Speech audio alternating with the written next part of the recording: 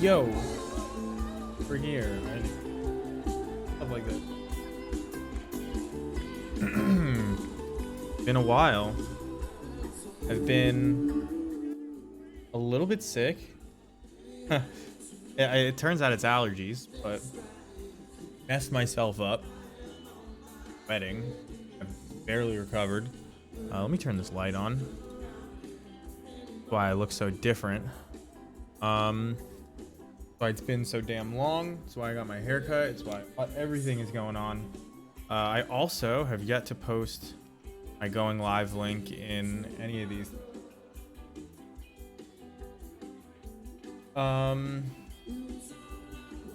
We are going to be playing Modern Black Red Goblins today. I've been playing it a bunch off stream. I've been wanting to stream.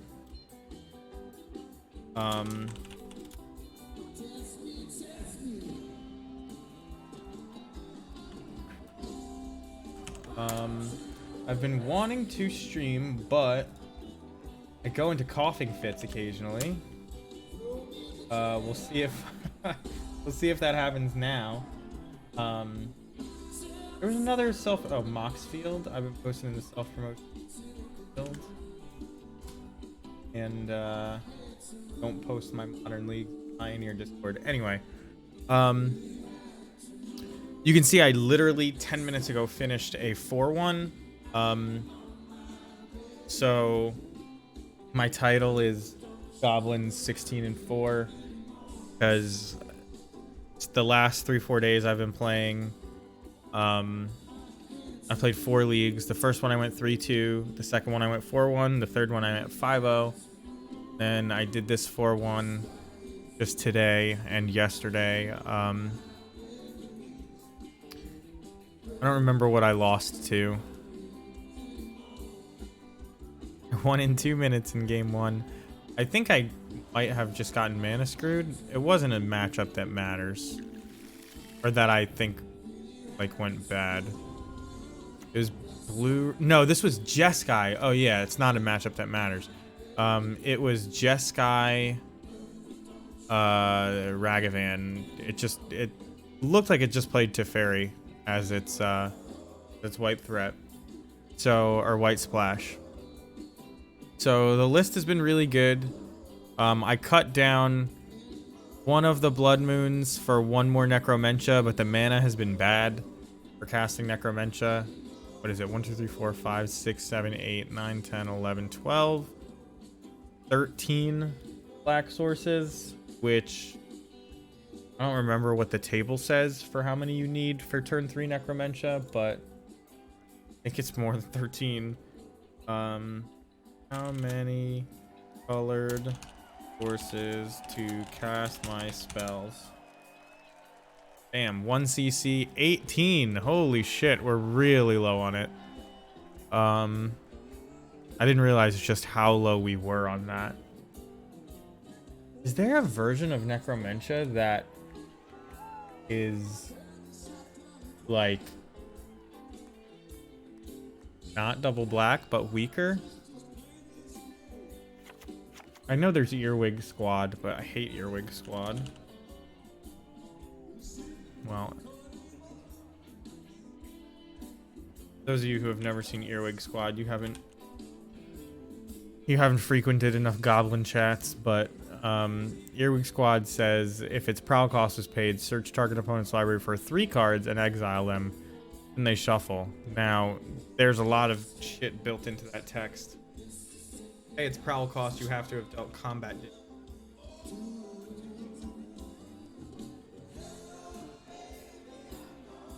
So, pretty difficult. And it doesn't get all 4. So I don't know if I'm switching to that, but is it possible to get 18 black sources in this deck? I don't think so.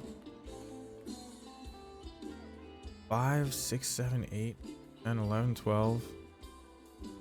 I mean, I guess you could. These 3. But then these 3 become Wooded Foothills?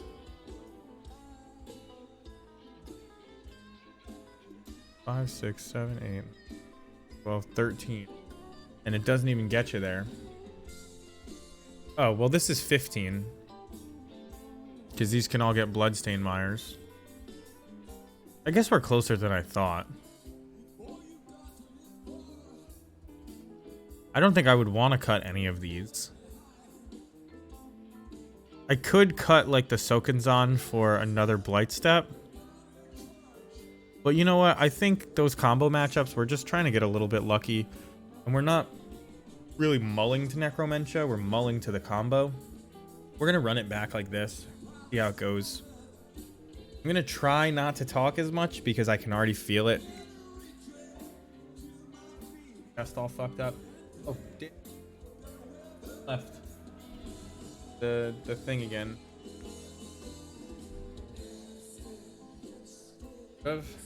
It's like a little messed up. And move this.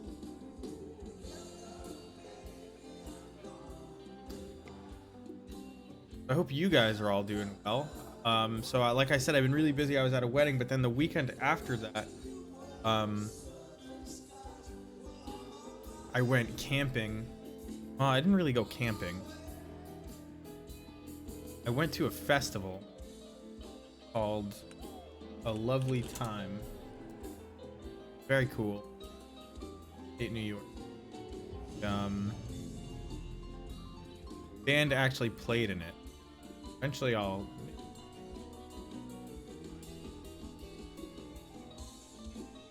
don't normally like mix the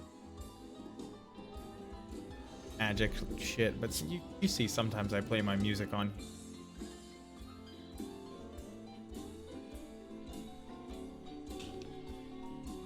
It's that same music. We have a live recording that sounds pretty decent now. So I actually just played against a Gigantha deck. I think it's Grixis Death Shadow. And this hand is pretty decent against Grixis Death Shadow. You don't have to go very fast. I mean, we have Snoop and Matron for the combo. So, like, even if we don't draw lands, this hand isn't terrible. And against a Gigantha deck, we should be. See how that logic works out. This is turn 1 Ragavan. Will be right anyway. Is turn 1 Ragavan. That's why you play Mog Fanatic. It's been coming up a lot recently. I've been typing it out over text and feeling like I'm being way too aggressive and assertive. But here it is coming up for real.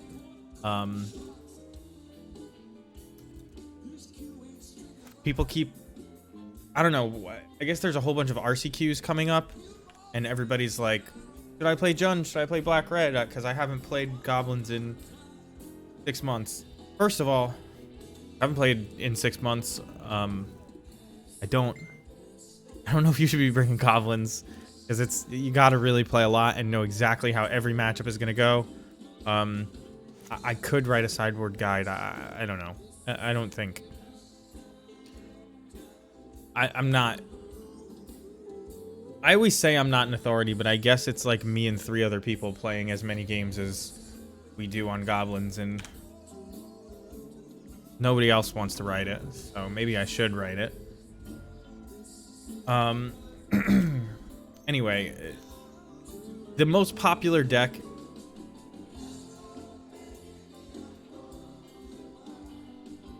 Oh, sorry.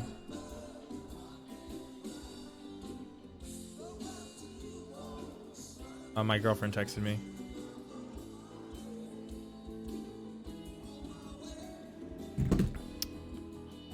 What was I talking about? I don't remember. Oh, I was talking about writing the sideboard guide. And I'm just going to explain right now why I'm Jund instead of, or why I'm not Jund. That was it right there. Maybe after this league, we'll do the exercise I've been talking about of, oh, that's a good draw. The exercise I've been talking about, making the all goblins 60s for every top deck. So Murktide decks and Ragavan decks are the most popular decks in the format by like a wide margin. I can like show you that stat. I mean, this isn't exactly a real metagame stat, but if you look at like the top 5, not only is Murktide already just like straight up on top, but Murktide and Death Shadow, they're almost the same deck. So you got, you know, 20% of the meta is Ragavan decks. And so it's just like a fact that if this person taps out, they're dead. It's just a fact that Ignoble is going to be worse than Fnatic in those matchups for a couple reasons. If you're trading one for the other, meaning if you can only play Ignoble or you can only play Fnatic, it's just worse against the Ragavan deck. So they're gonna die. Well, actually, they're not necessarily gonna die. They're gonna die. Now I'm gonna have 3 mana and an Aether Vial on 3, so they're dead. I guess I could have waited for them to connive first, but they're tapped out, so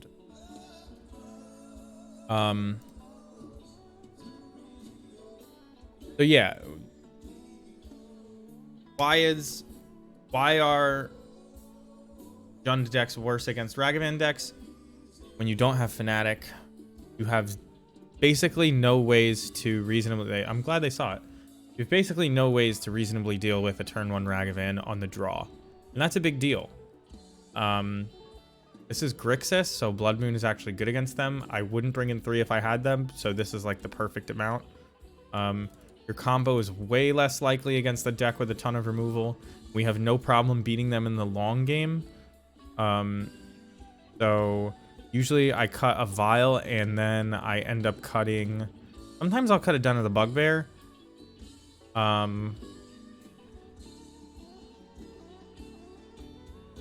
Because I don't want to cut a red land because it's actually really tough what to cut. But I usually cut a land and an Aether Vial in the last 4 leagues. That's what I've been doing, and I've kind of grown to like it. You're way worse because you don't have an answer to Ragavan on the draw. And Mog Fanatic helps you. Did I know I'm 5 followers away from 300 followers? I actually had no idea. Is that true? Not even sure if that's true. I have 295 followers. That's true then. The math checks out. We're going to keep this. It draws a lot of cards. It has a turn 1, turn 2 play. If we draw lands, good. If we draw spells, fine. We should be good. What are we going to do for 300 followers? How about nothing? How does that sound? Think that's a good idea? Nothing?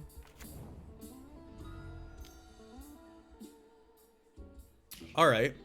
So they lead on DRC, which is almost more important to kill than Ragavan ASAP. There's our 3rd land, so that's good news.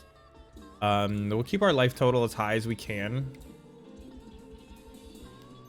We won't know if we want to play as Munitions Expert until our turn. So here you go. In a situation like this is actually the perfect example of why Mog Fanatic is better than Ignoble. They would only do this if they have instant speed or things, so that's a trade I'll make every time.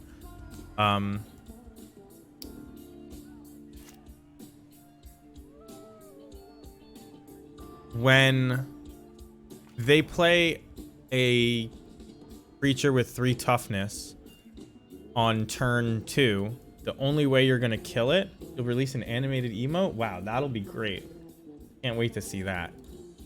Shoutouts to Bodingles and them. They were going crazy about how much they love the emote the last time I was there.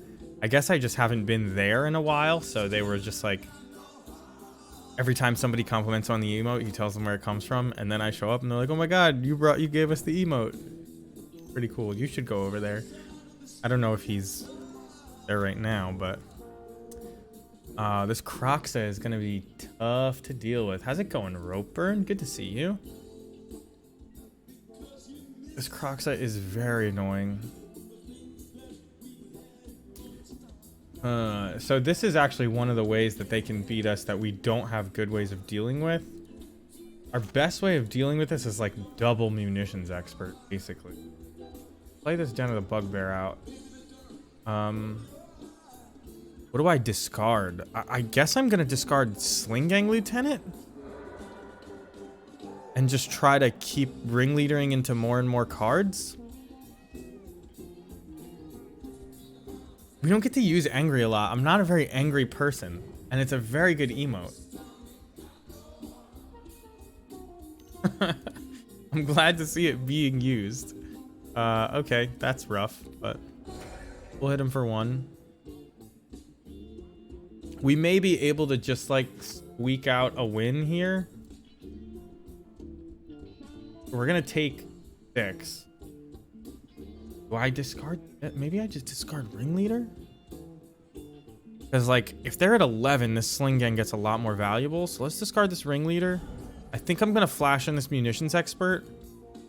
We're just holding it for like, you know, a Ragavan or something that they play, but we're gonna play it end step, no matter what.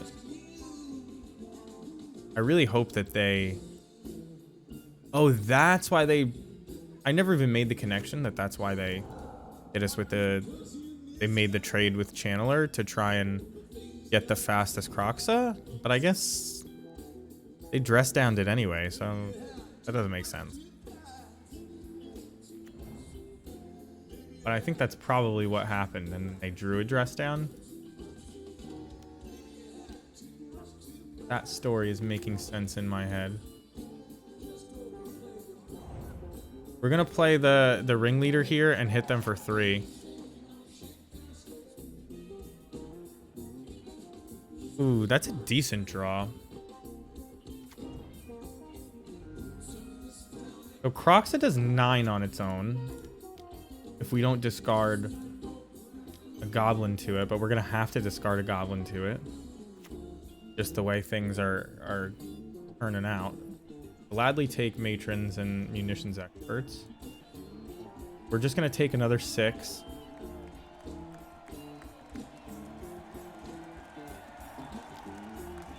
Next turn, we may Mogwar Marshal plus Munitions Expert, and then the turn after that Sling Gang. But if Sling Gang is lethal, obviously we're gonna do that. Probably discarding Matron here.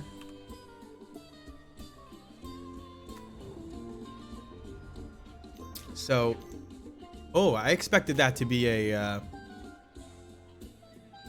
Drown in the Lock, but it's just straight up Terminate. So next turn, if I Mogwar Marshal and then wait to cast this. What is this song? You like that super bubbly guitar? That wah, wah, wah, wah. This is Shakedown Street. That's called a Mutron. Well, an envelope filter is, I guess, what it's really called. That sound. That's John Mayer on guitar. This is from the 15th or the 16th.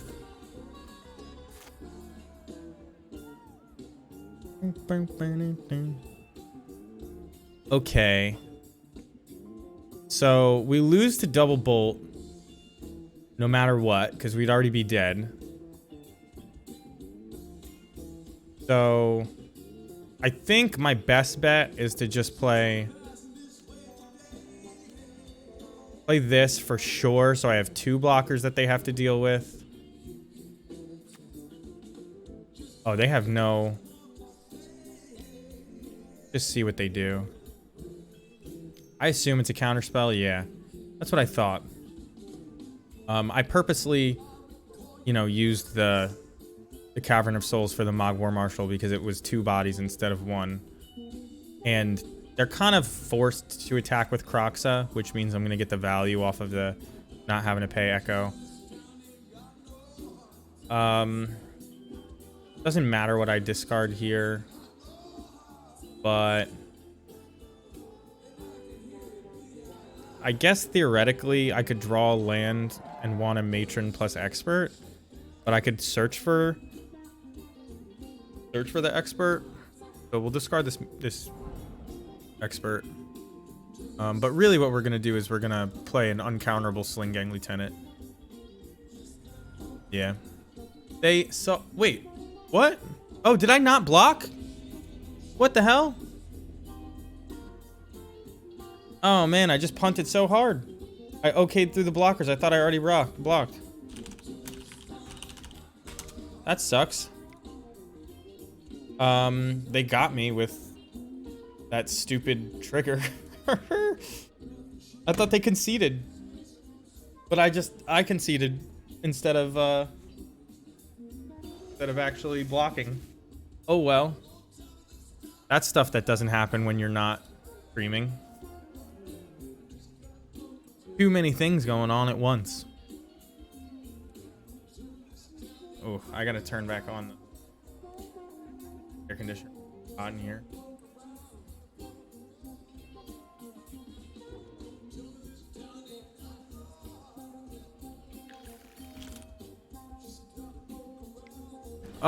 So this is a pretty good hand against them. We're gonna keep this. I mean, this Kiki, we're not gonna combo this game, so like this, this Snoop into Harbinger thing doesn't really matter, but 100%.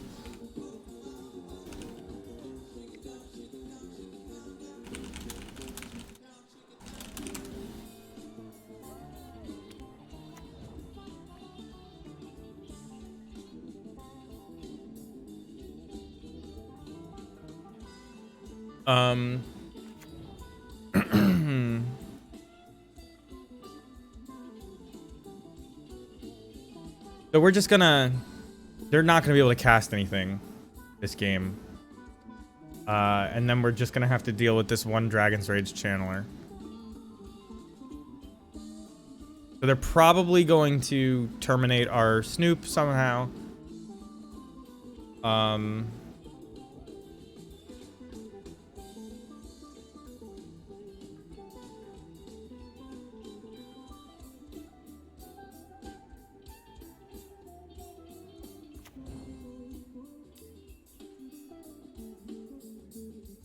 I was dead. They're claiming they had the bolt in their hand, so I was dead no matter what. Oh no, I wasn't dead no matter what. I would stay at 6.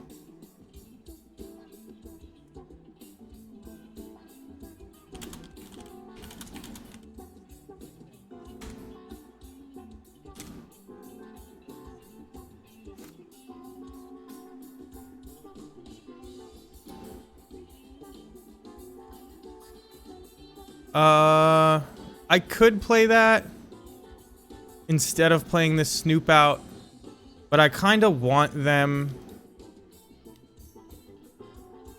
to like... Matron's a good draw. I kind of want them to kill this so that they have less mana open, so that I can just Blood Moon them. They could have it like an anti-Blood Moon hand, but in general, Blood Moon is very good against them.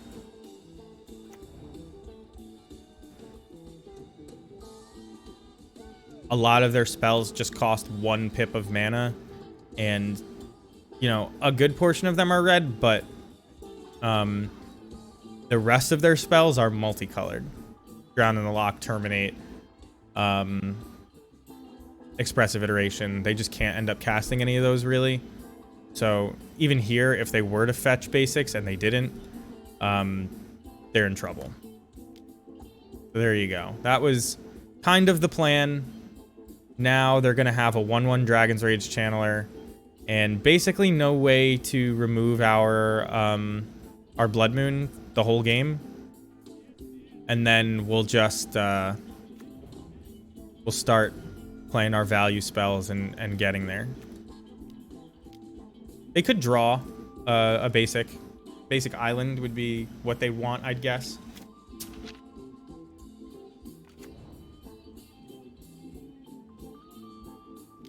Doesn't look like they have any more red creatures, so that's good. Oh, maybe I spoke too soon? They put Giganta in their hand. Giganta actually gets them out of it, which I always forget about. We're just going to kill this Dragon's Rage Channeler, so I can get down the Aether Vial and keep them from casting, like, Unholy Heat and surveilling towards lands and stuff. So we need to have 5 goblins in play by the time Giganta comes down, which is next turn, which is not good for us. Let's see what we can do about that. That's not the worst. They may just get around this Blood Moon with Giganta, which sucks, but... Not only do they get a free 5/5 for 5, but it makes any color of mana that they want. Like, just crazy. So we're gonna have a Vial on 2 next turn. We're only gonna have the two goblins. We could Vial and Harbinger at upkeep. But that doesn't do anything for us. Oh no, we can't Vial and Harbinger upkeep, I'm sorry. We can play Harbinger and then a Munitions Expert, but that's not good enough. So we're likely just waiting for a land anyway. So since this is just going to be like a long time, we'll get this Battlecry Goblin because this is one of our win cons. So they usually damage themselves a whole ton. This game we have Blood Moon in play, so they can't. But these games go long, is what it comes down to. Damn. Giganta. So can they only cast creature spells? Can't be spent to pay generic mana costs. That means, well, it doesn't really mean anything, to be honest. They can... This unlocks them from this Blood Moon. Okay, so that's actually a decent draw. We'll put, like... I guess I could put Pashalik Mons on top, but I could also just put another Matron on top to get whatever I want. I could also just put another Munitions Expert.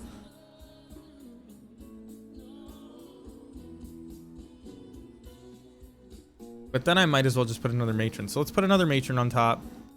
We'll swing as if... there's no way that they should definitely not block for so many reasons here. But we're going to attack anyway. And they block, which was dumb. On their part. They just screwed themselves. The reason they shouldn't block is because I'm going to turn on their Death Shadows, but also this Giganta is so important, and I have just showed them... Well, I guess I showed them Matron. I didn't show them Munitions Expert. But that was a huge mistake. Huge mistake. On par with me not blocking. You can see, even punting a 1 game, we have a really good matchup against Grixis Death Shadow, Blue Red Murktide, all that stuff. So...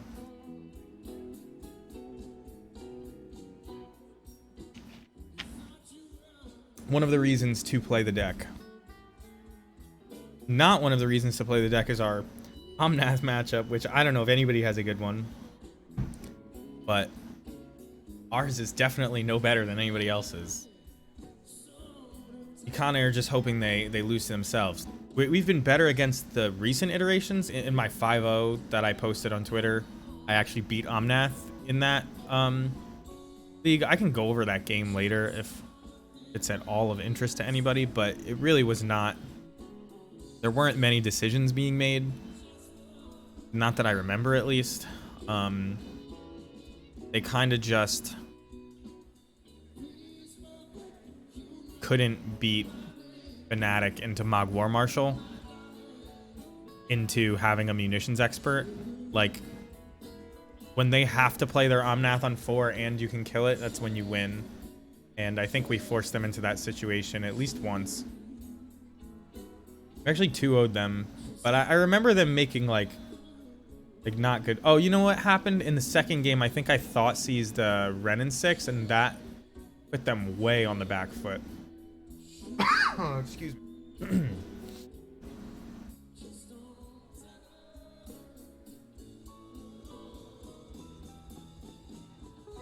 My green screen's been looking bad lately. What happened? Like, not as... I guess? I don't know. This thing up here.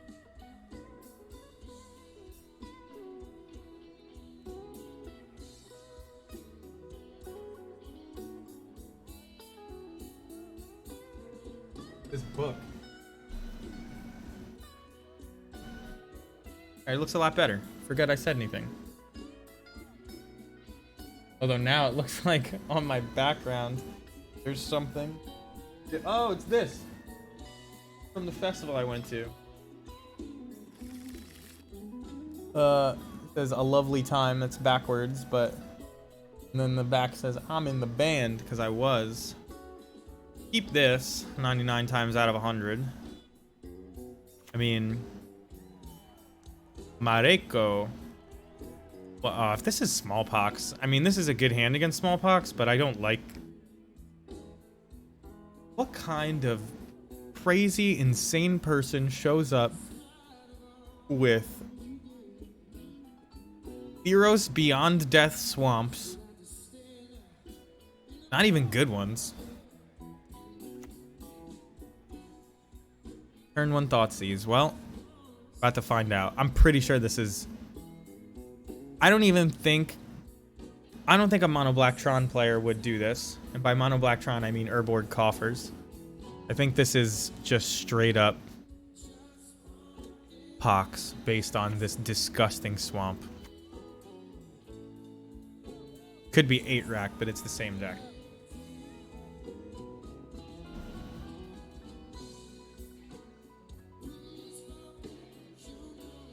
Is Bodingle self-aware enough to be able to identify which disgusting black deck this is based on their choice of basic land art? Somebody call him up. They took my matron, which implies that they are rack. Which Smallpox and Rack, I'm saying, are the same deck these days. There's no way I'm not playing Skirk Prospector out. Smallpox will just fucking get me. One way or another. Okay, it's black-red. So could this just be... I played a black-red bad stuff deck in my... In not the last league I played, but the one before that. That was like... It was Jund Saga, but without the green.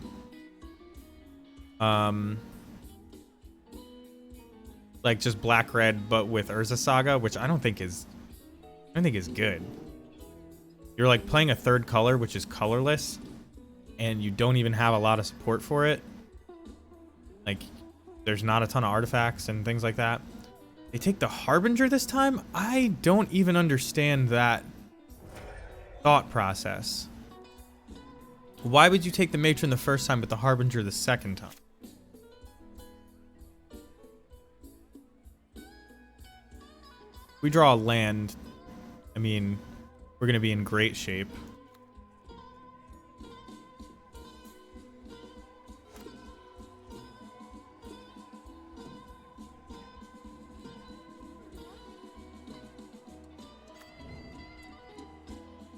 Yeah, this is black-red Ragavan. This is Spike's list. Okay, so they're gonna Liliana us. I assume uptick. I'm just gonna discard a matron to play around like an evoked fury. I'm gonna wait till end step for this munitions expert, but I could have done it in response there. I guess they can't have evoked fury because they have one card in hand. So I think we're winning. This Liliana's gonna die one way or another.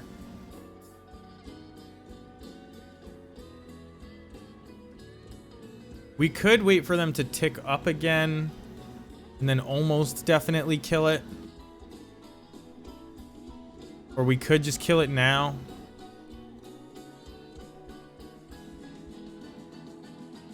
I'm not sure which I like.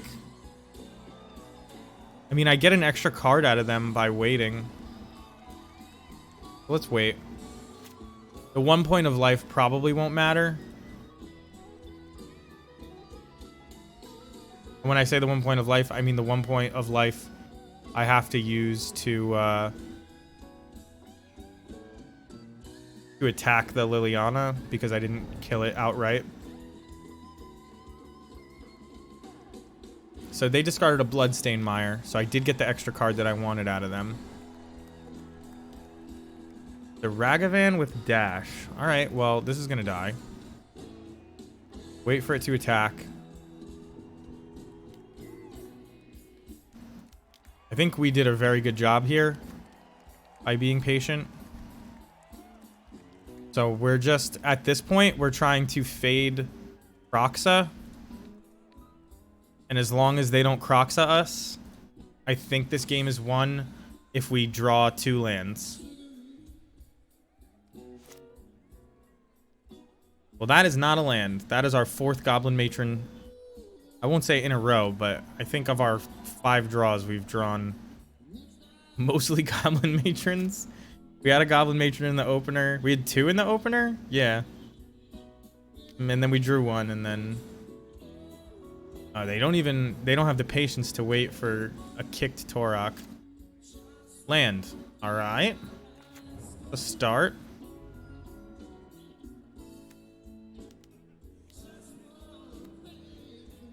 I think I'm going to grab this Munitions Expert because... Wow,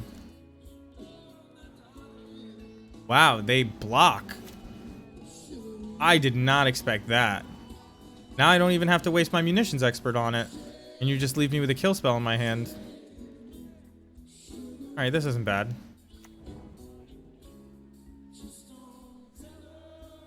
Gotta draw a land, though. Because the way we really win this game... You're gonna play a 4-mana spell here? Okay. The way we really win this game is with a Goblin Ringleader. Akana just slams the door shut.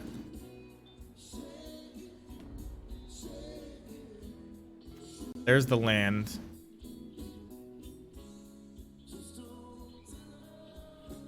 Yeah, and I'm gonna play it out. Actually, I don't have to. 5 mana doesn't really do anything next turn.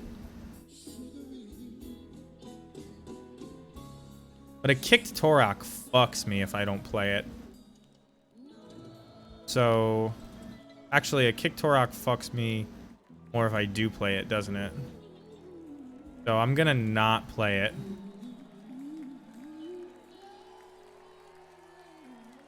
Because I will discard everything but my Ringleader if they kick a Torok.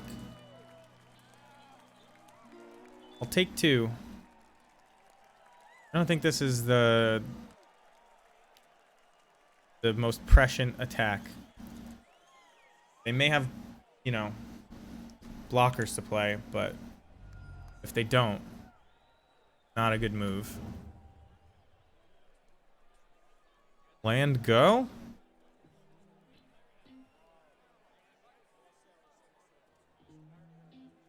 I'm living in like a dystopian, like Blade Runner apartment, I feel like right now, because I have this flickering fluorescent light that I guess it adds atmosphere, but it's probably slowly driving me insane as well. Adds a very bad atmosphere. This was why I didn't want to play this out.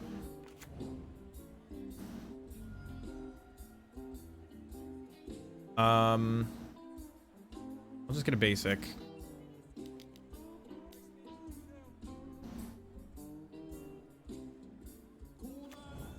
So they can hit us with this Den of the Bugbear next turn, but I have the Munitions Expert to kill it. Those are very good.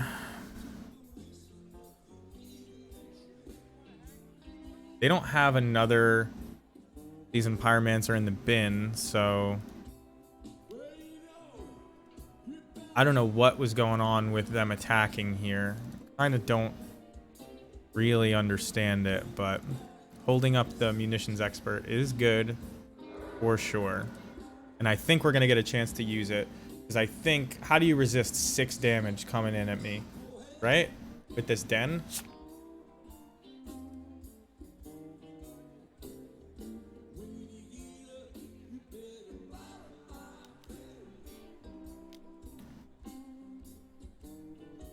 They're returning Torok and making me discard. They're not killing my Vial. So that's fine. They're pretty much dead to this Slingang Lieutenant, so I'm going to discard the land.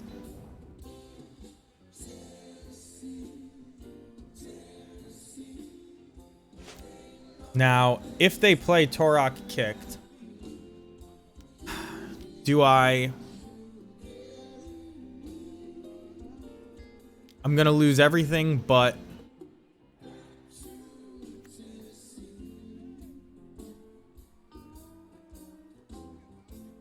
Let's do the math. So let's say... Nah, I think I just have to kill the Torok. Maybe I just discard everything and lean on Ringleader. Oh no, but I can't choose what to discard. Well, I'm actually good if I keep any of it, aren't I? Like, if I keep Munitions Expert, I kill Torok. If I keep Ringleader, I'm great. If I keep Slingang, that's fine. I'm just gonna let it happen. How's it going, Carador? I agree with you that they had more upside being the last card left. That was why I was pausing. It's just that this is now a 4-3, but it has Pro White. I don't care about Pro White.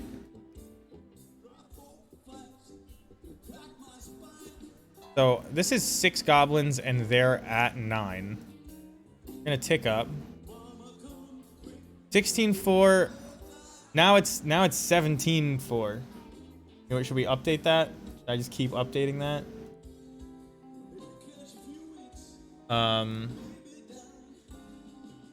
We'll use this ability. Nice, another Ringleader. I actually think I'm just gonna play the Ringleader out. Because best case, I hit another Matron, and you know how good that is. Harbinger I'll take as well. So if I swung with everybody, I would get 2 in, they'd go to 7. I would lose these. We're not going to do that. I may chump with the Harbinger, or a Matron, excuse me. I probably would just take it, though.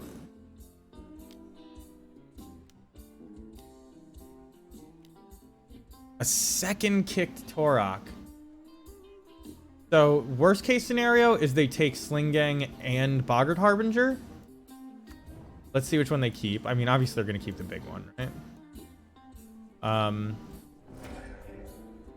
So, I'm gonna put this Boggart Harbinger in. One of the drawbacks of discard has always been that you can't discard the top of their deck. Usually they don't mean people stacking their deck, but I'm sure Jared Betcher would have something to say about that. So I can put just another Slingang on top of my deck, and they're, I guess, not deterministically dead. Actually, they might be, because they have 2 blockers. I swing in, I get in for 7, and I block these 2. They go to 5, and then it's 1, 2, 3, 4, 5, 6. Yeah, so this is just a deterministic kill, I believe. I guess if they have an Unholy Heat, it's a little bit worse. But this is, I think, good enough. And because we get to play the Slingang with Vial, we get to wait till the things are blocked, so it's not even as bad as it normally is, where, like, you have to sack things before anything even gets blocked. and you lose out on all that damage. So they are dead.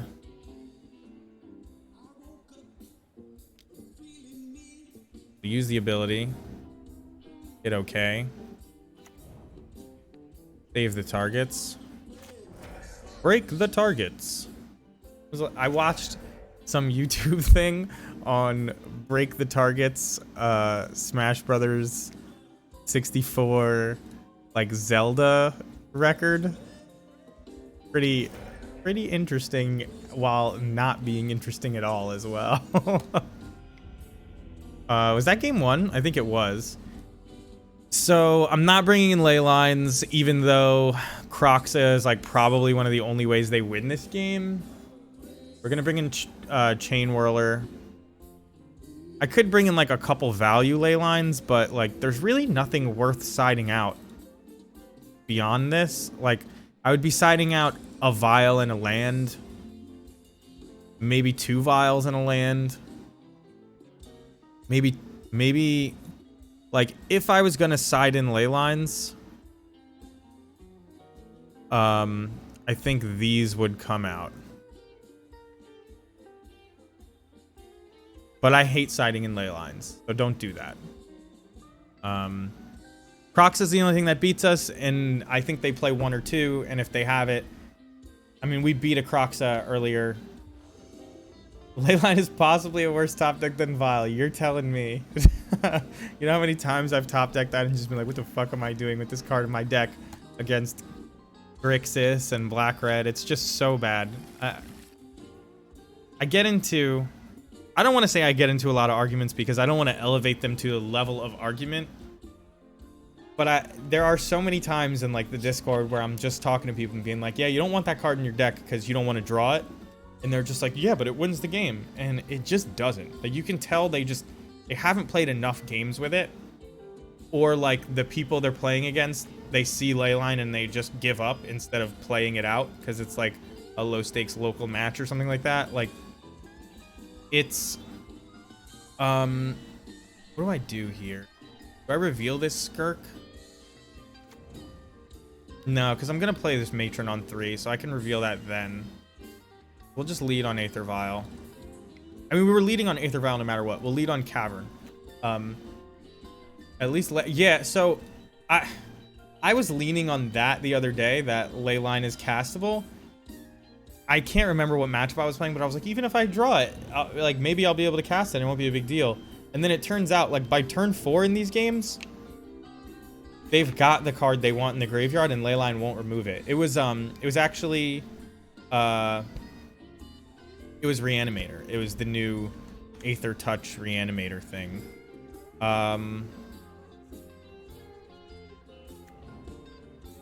I guess I'm just gonna reveal this Skirk Prospector and pretend that I have 2 goblins to kill this Doughty Voidwalker. We'll see how that goes.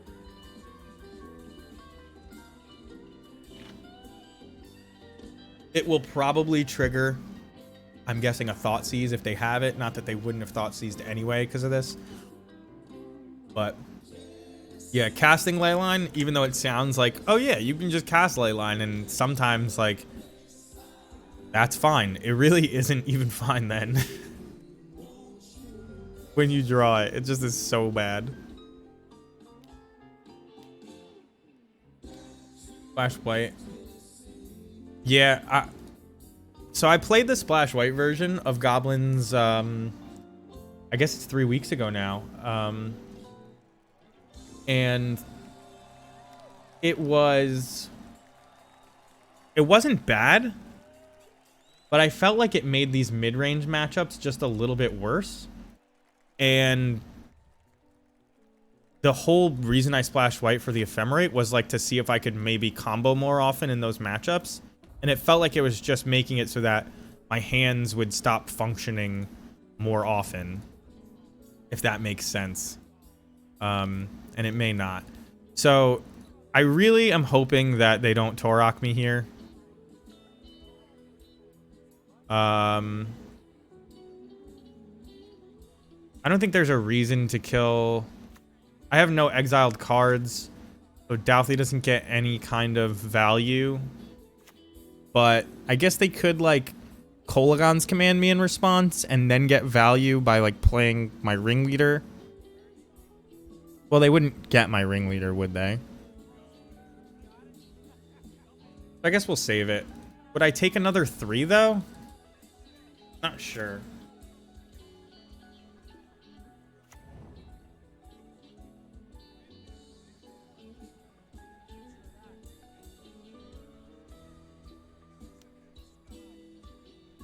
I kind of get the feeling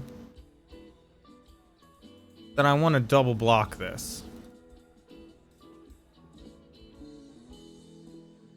They'd have to kill both of my goblins to make this not worth it. What is this? Is this Kolaghan's command? Terminate. I mean, that's fine. I wasn't going to block with that. I'm still going to double block. I guess I'm not going to double block. This was a mistake they made. I'm not even going to put this munitions expert into play.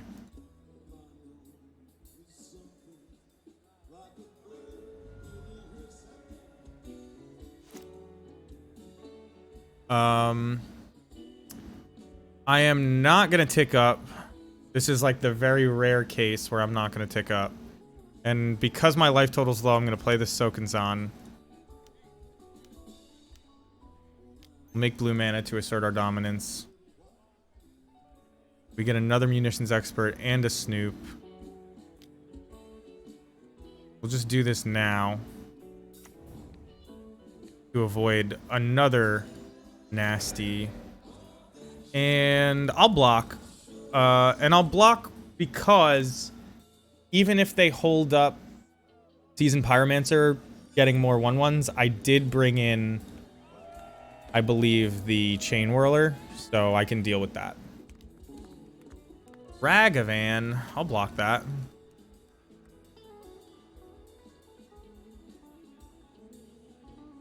I don't know why they're so comfortable trading all their stuff off. Because their stuff is, like, way better than mine, and I clearly am churning through more cards.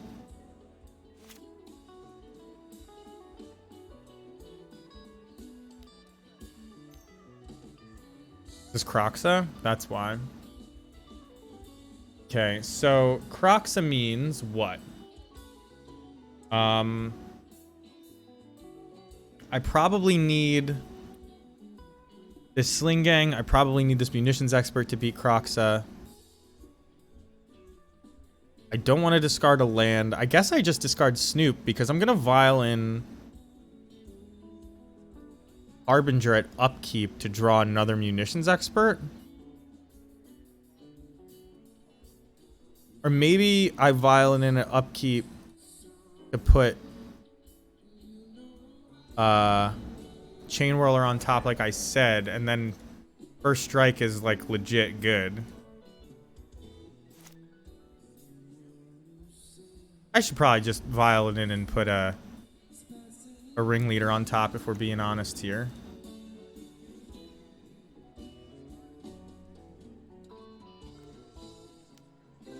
I guess I could have put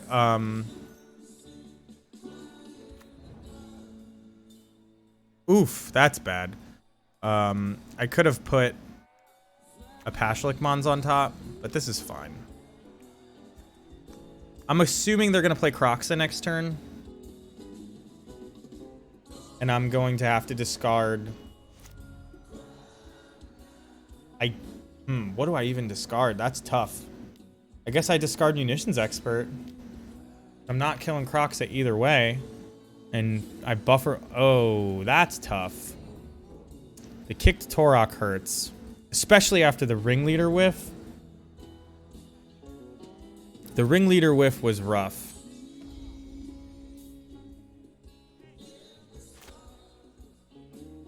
Well, we have some draws. We have a tiny bit of time. Not the worst draw. They're just going to play Kroxa and make me discard this, so I guess I kill this Torok by attacking.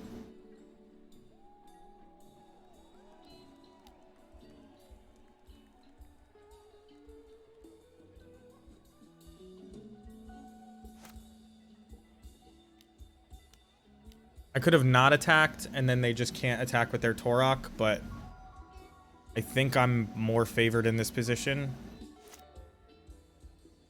But the Crocs is going to hurt. I will be right back.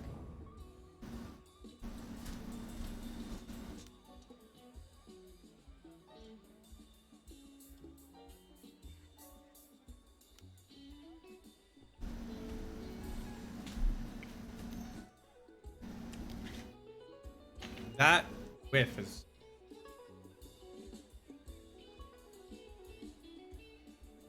It's like a 5% chance to whiff.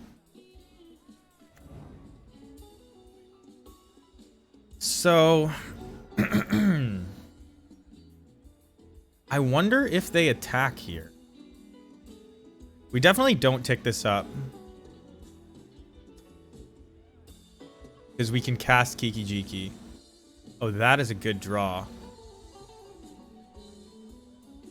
What does it mean this turn?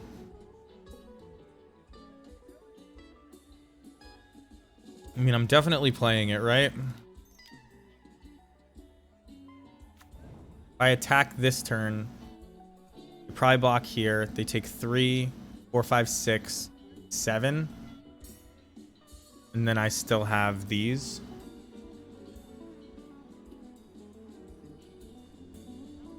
I have to chump this Croxa or I die. So I can't attack.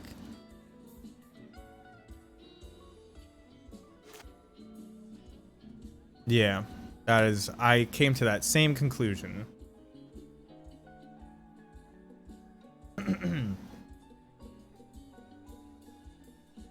So we'll block with the Harbinger. They have the... Oh, they exiled their...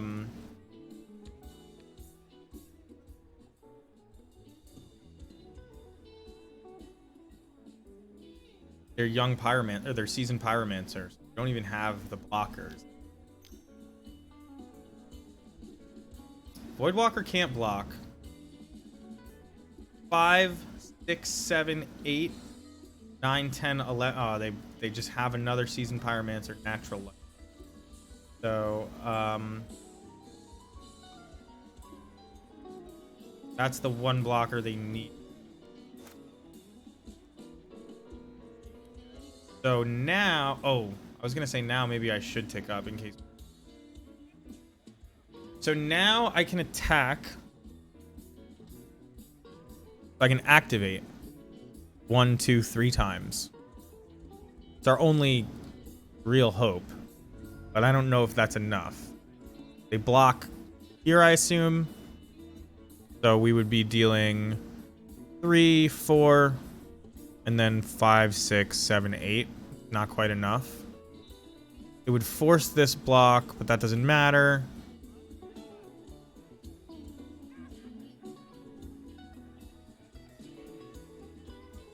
Well, we're gonna take 3 from Douthie, and we're gonna take 3 from the Voidwalker and the Croxa trigger. So we just have to hope they make a mistake, but we've lost.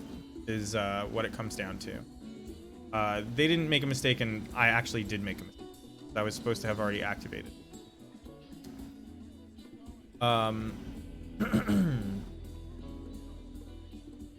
So Douthie, Voidwalker, Croxa. I mean, all the cards we knew would be problems are problems. We could bring in this Engineer Explosives, but I don't really like it. I guess it kills Croxa pretty easily, though. You can take out a Harbinger.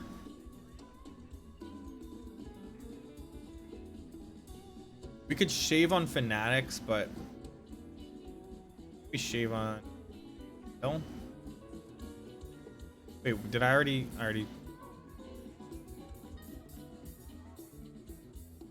Because Engineer Explosives might kill our Vial. Sling Gang would have been a good draw. Would you like to play first? Yes. I'll keep this. This is pretty good against like a 2-drop heavy hand. But also we just draw a lot of cards.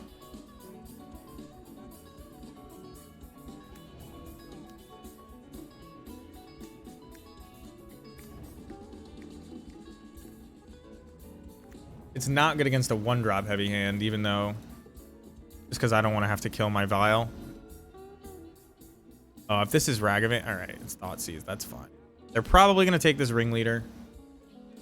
Would be my guess.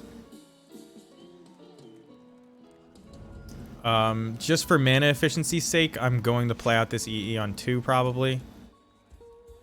And lose all my flexibility. But I think it's a fine thing to do, to be perfectly honest. Wait, oh. I fucked up. I'll trade it 1 for 1 with a Douthie if they have the guts to do that, but maybe I won't.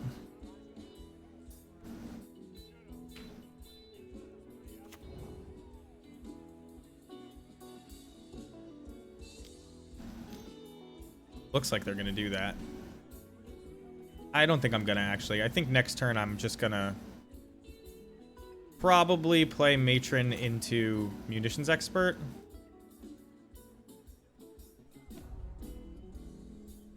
Although maybe I can just like... Oh, because I drew that, I'm just gonna Matron and grab a Ringleader.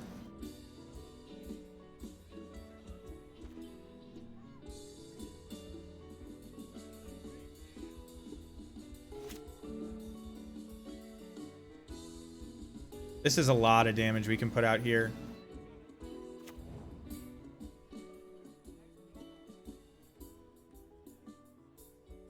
I think I might not play the Ringleader and just double activate this Battlecry Goblin. Not sure. That probably doesn't even make sense, does it?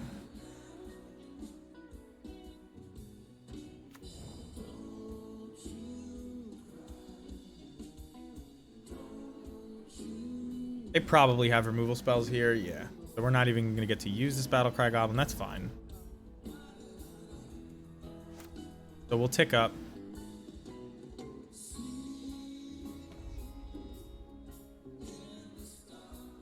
I don't play... Yeah, that would have been true. Torok has been deadly this whole time, but they need to get up to 4 mana to Torok, and they got stuck a little bit.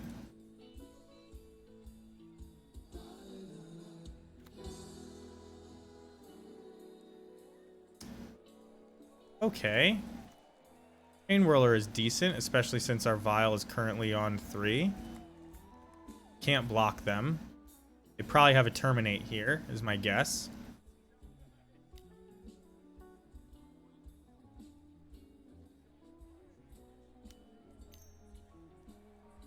So if they play an actual factual Seasoned Pyromancer, like just the full going on all cylinders Seasoned Pyromancer, we have a good answer to that.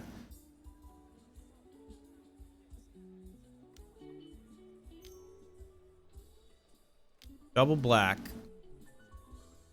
Torak. Torak is good. I mean, Torak actually isn't even that good because we have this Engineered Explosives on 2. So, like...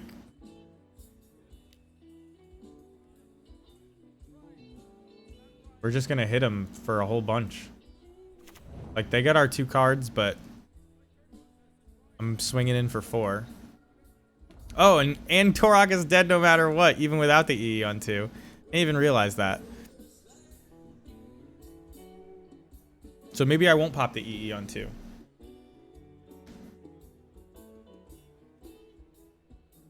E on 2 is like our insurance against Croxa.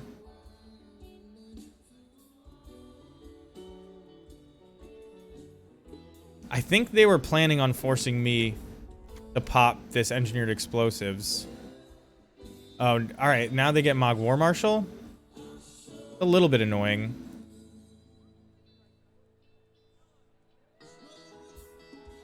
I don't know what they would... I guess they could get Battlecry Goblin, but... You don't have any goblins. Damn. All those go to the bottom. I bet they regret that. They have a Torok, a Seasoned Pyromancer, and a Doughty Voidwalker that all went to the bottom.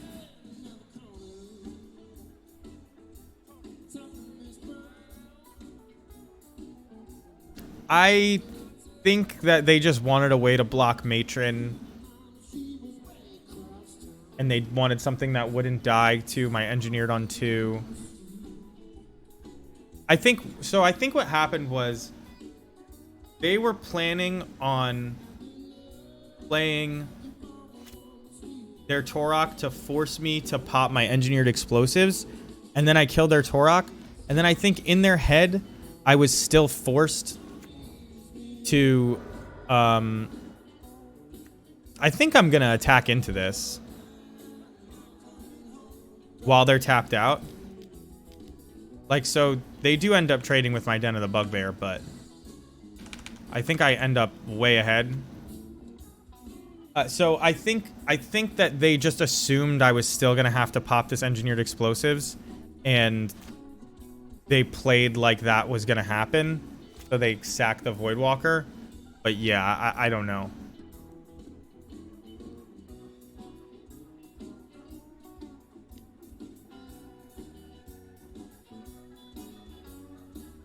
I am still really glad that I played this out on turn 2. Like, we haven't gotten to use it, but I'm positive that it being here has affected the game.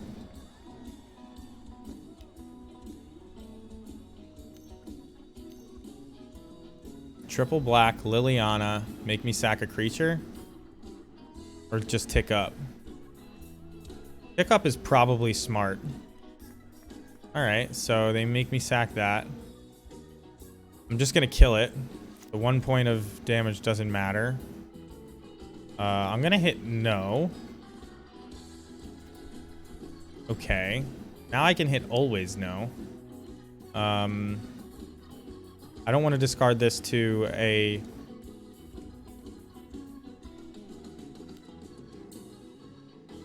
Kroxa or a Torok, so we'll play it. We have any 4-drop is great. Matron is great. Snoop is good. So let's attack first, see if they kill it. They do not.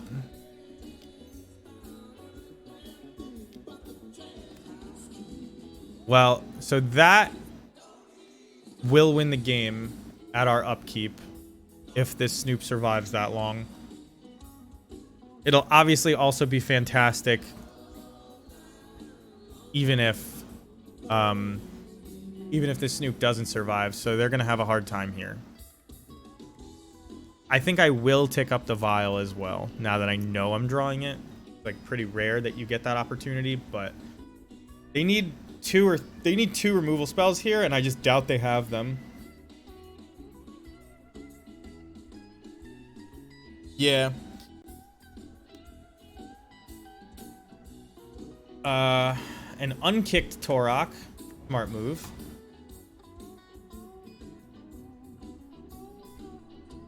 So at our upkeep, we are going to stack this and try to make infinite copies of our Snoop. Gonna work. So with our last copy of Snoop, do we want to search up something other than Kiki? They just concede. Please pop the E-Flamethrower. Maybe that's what it was. 2 hard-fought victories against more or less the same deck, Ragavan decks, which is why we're playing black-red, by the way. Not to beat a dead horse, but those matchups are so much harder with Ignoble. in your deck for so many reasons. Your life total is just always lower when you play the Jund mana base. Your cards just don't line up. You take what are 3 removal spells and you turn them into, or 3 removal spells or like pingers in a matchup where every life point matters, and you turn them into birds that just die. I guess maybe the easiest summarization is that unless you're cutting lands, you're gonna have a lot more air in your deck with ignobles. Like, even if you go down to 23 lands, like these are all just like air when you draw them, whereas Mog Fanatic does stuff. And any extra pressure that you put on because of ignoble, usually you can do by attacking with Mog Fanatic if that was gonna work. Not that the Exalted trigger doesn't do other things. This is a great looking hand. Got no lands in it. This. So they mulled to 6, which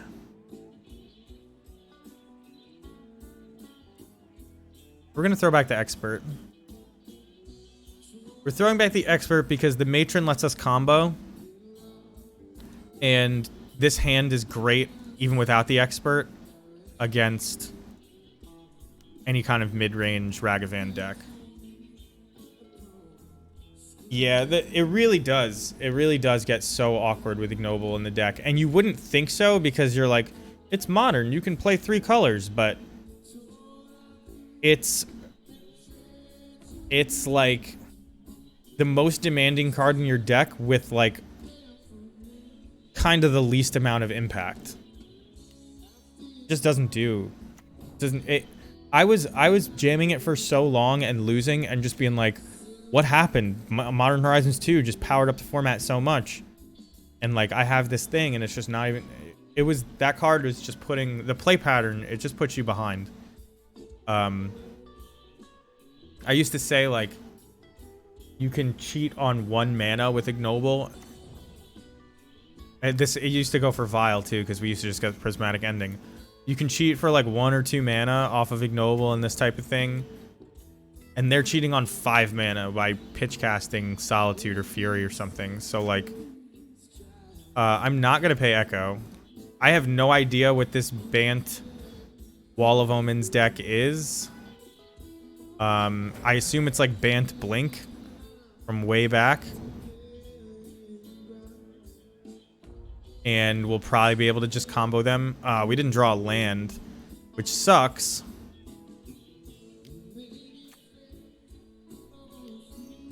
But if we draw a land next turn, they're dead anyway, so...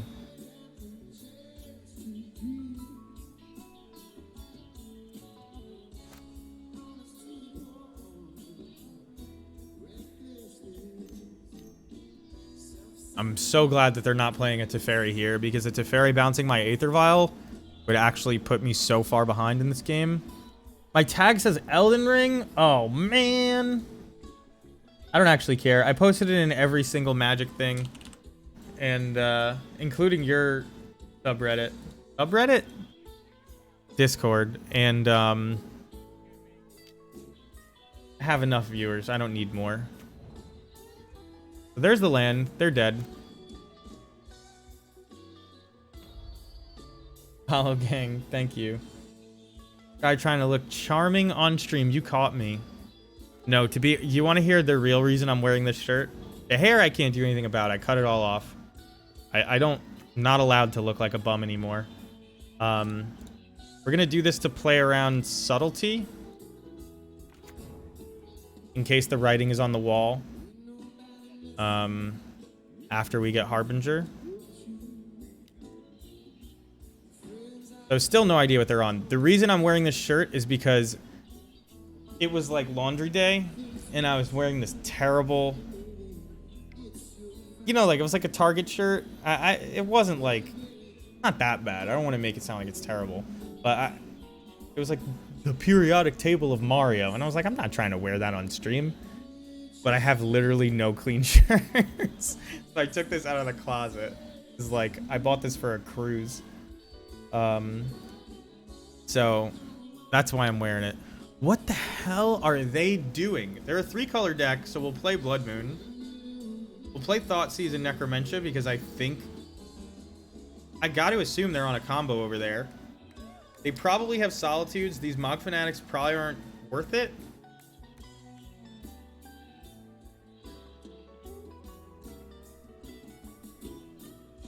I assume they're going to bring in, like, some number of prismatic endings.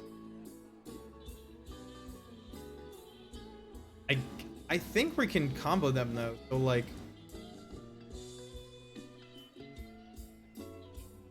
I could, instead of cutting that Aether Vial, cut a land. Or I could do that instead of cutting a Ringleader. I don't think we want 4 Ringleaders. These Necromentias are definitely green. Whatever.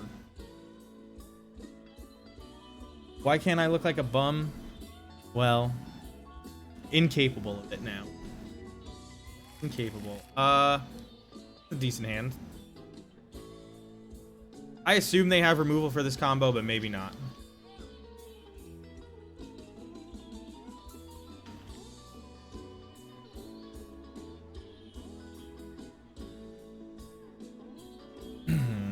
I never, ever, ever wear collared shirts.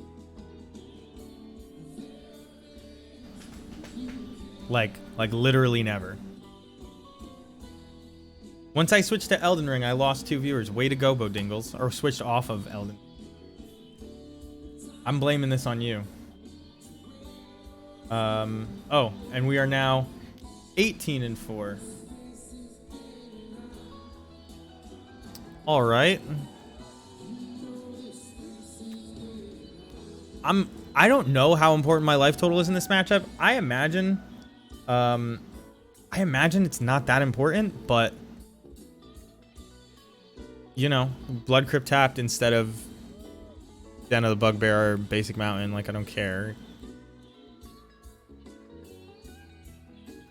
We have a ton of great top decks here, though. Like, if we get... Oh, I have to grab a basic swamp with this. Meddling Mage. Ah, fuck. That's only unfortunate because I only have these 2 in hand.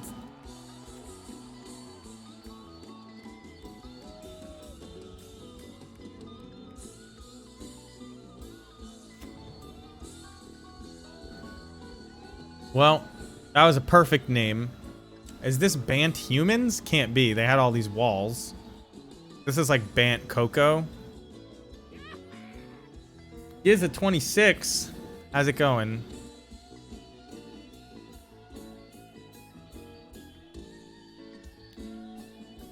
So I think that this is a Flicker deck. And this is probably an Ephemerate. I'm not going to flash this Munitions Expert in.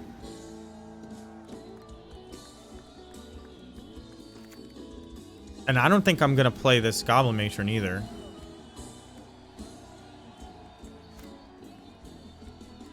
Well, no Ephemerate.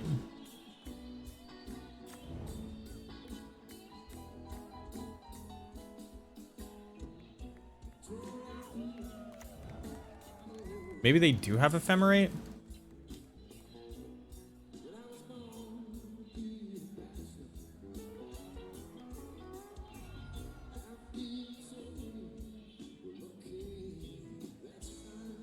Well, now I think what I'm going to do is I'm going to play this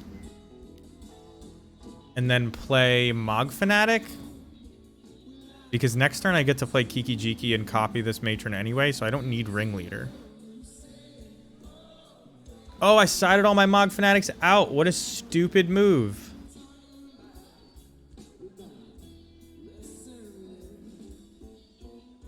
So let's just get the Skirk Prospector just to tap out. And make it so that we can, like, definitely kill this Meddling Mage.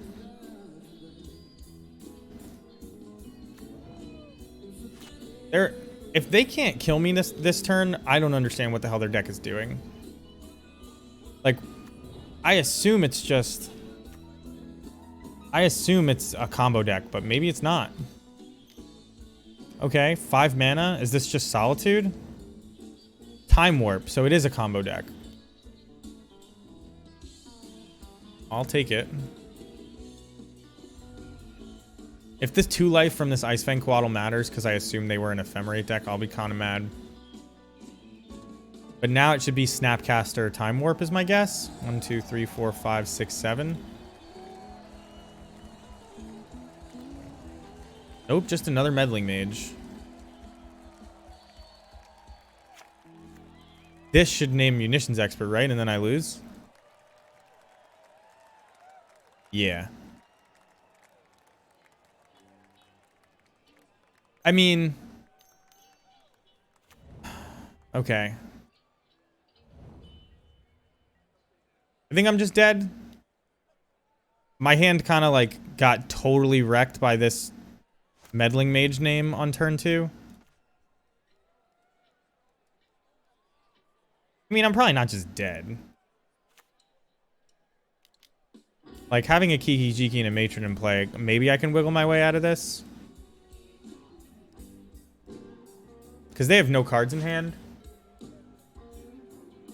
They should hit me for 3 in the air. Yeah, they hit me for 3 in the air. So I have to get into play before it's too late. I have to get Sling Gang and Pashlik Mons. And I think I want to get Pashlik Mons first. Although I'm not sure.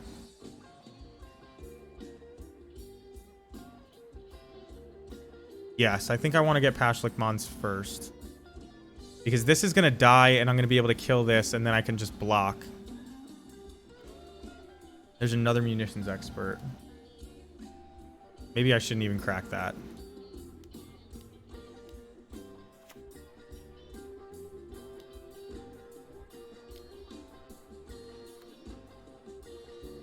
I can also have 2 things die this turn if I wanted and kill this Meddling Mage, but I think it's more important to kill the Ice Fang Quaddle.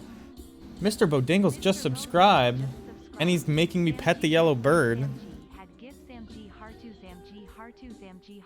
What a jerk. Oh, I forgot that it does the text-to-speech. That's funny. Here's the yellow bird. He's a good guy. I think he's a guy. His name is literally Yellow Bird. Yellow Colored Bird? I think it's Yellow Colored Bird is his name. They should have blocked that with a Meddling Mage.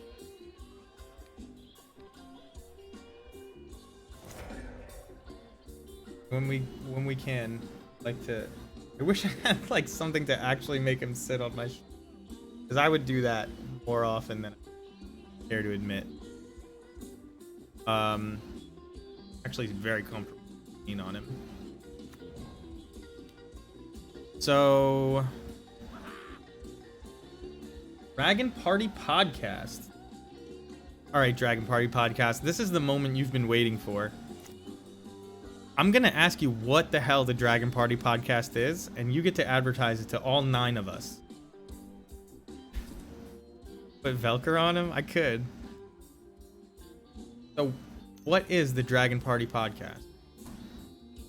I'd like to know about it. Do you know Dragon Party? Am I just getting all your regulars now? Best follower I could have? Damn. Better than Wally? Looks like we're gonna win. I don't know what card they chose not to play. It's me and my friend. You podcast about D&D and EDH. I like that. A good name for a podcast about 2 dragon-based things. Alright, so it is an Ephemerate, and they're going to Ephemerate their Deputy of Detention, and they're going to nab my Matron. I can let them exile it, or I could sacrifice it to kill. I think I should just sacrifice a bunch of stuff. But, like, these 2 munitions experts are going to be really good. And I don't want to pay Echo. Yeah, so let's sacrifice this. We'll kill the munitions expert guy. Make sure it happens.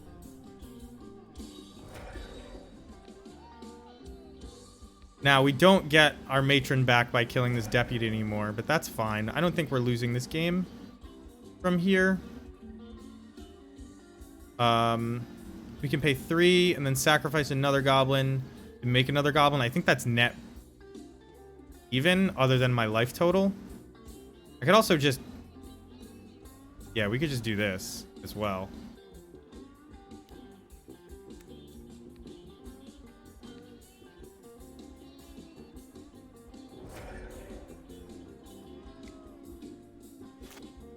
D&D is incredible, but you need a solid friend group with one very dedicated person. Oh, don't I know it.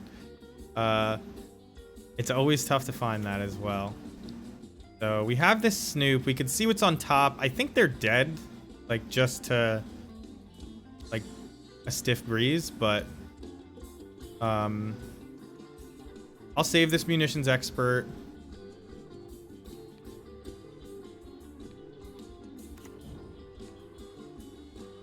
And we'll do this. We'll swing with everybody.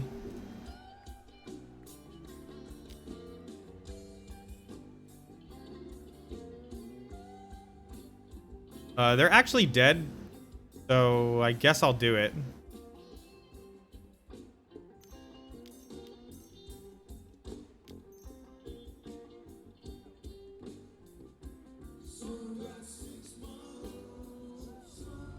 I don't know exactly how much damage I have, but I do know that it is at least 9.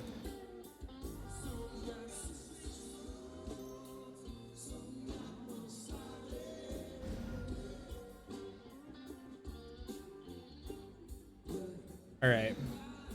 This is why I cut Mons for a little bit when it was like all blue red and whatever. In the queues, but now I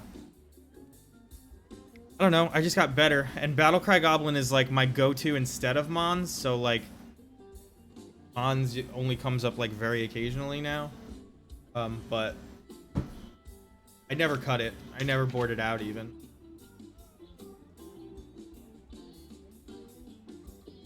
But to be fair, that was 2 one-ofs. Now, I tutored the Pashlik Mons because I knew it was important to get. And I got it first over Sling Game because I knew it was the more important piece to get.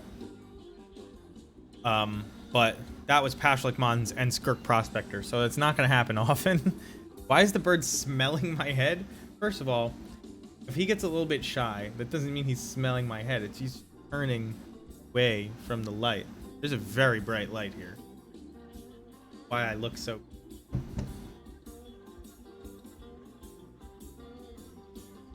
We're 3-0, which means we got our money back, and we're at 19-4. Yeah, thank you Dragon Party for the thank you for staying on that. All these jerks in my chat, they weren't gonna tell me, so thank you. None of them, even other than Bodingles, were telling me that I was in the wrong category. Thank you for liking my shirt. I don't actually like this shirt, but I own it because I went on a cruise a couple years ago, and I was like, I need to look like I'm on a cruise. Got this thing, linen collared thing, and it's laundry day. All right, we'll keep this. Keep this, throw like a harbinger. We can't even cast Snoop, but that's fine. It is linen. It's, I mean, yeah, it's cotton, but it is linen. It doesn't stretch, so it's like not as comfortable as a t-shirt. You don't feel safe here. This is another Temple Garden deck? Did somebody just do something with this weird Blink deck? This means that we can combo on turn 3, so we're gonna do it. Because I'm pretty sure this is the same terrible Blink deck. So, I mean, they must have Solitudes, but... Oh no, this is, Gales? Doesn't matter. Perfectly okay with this. This might be, Heliod, but I believe turn 3 combo beats Heliod.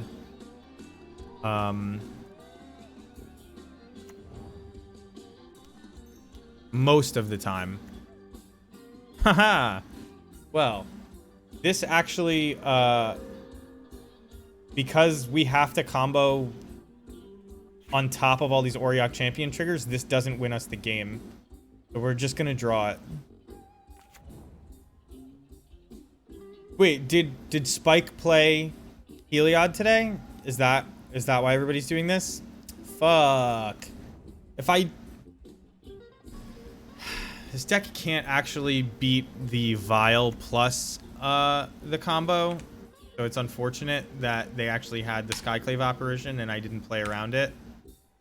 I think we are gonna lose now, which sucks. This is a 2-2.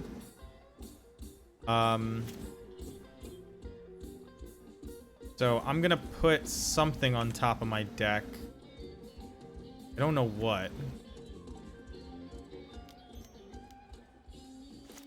I guess I'm gonna put Matron on top of my deck. Because I don't know what. And I have a Vial on 3. I guess I could put Pashlik Mons on top. I'm gonna put Matron on top. So they're gonna attack with this Skyclave apparition, I would think. Or, well, they're gonna attack with the Auriok champion. And then I'm gonna kill Skyclave apparition, hopefully. And block with the token. That's the plan. He was on some Bant pile. Well, I played the Bant pile last. Alright, Coco. Yeah, so this is almost certainly Heliod, right? They played Coco way back. It's been a long time since I've seen it. But that's all right. Another Skyclave would kind of hurt. Because it means I have to do this right away, which means I'm not going to be able to...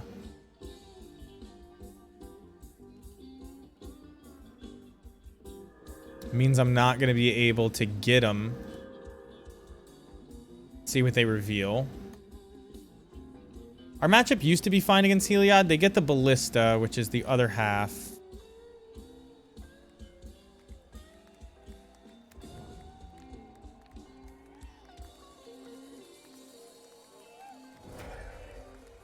Of the Heliod combo. And when I say the other half, they also need a Heliod.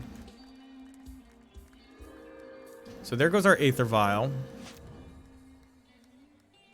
People just, they watch Spike at work, and then they come home and they rent his deck.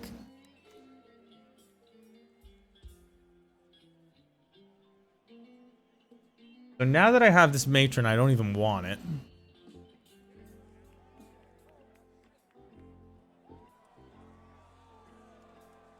But we're gonna play it.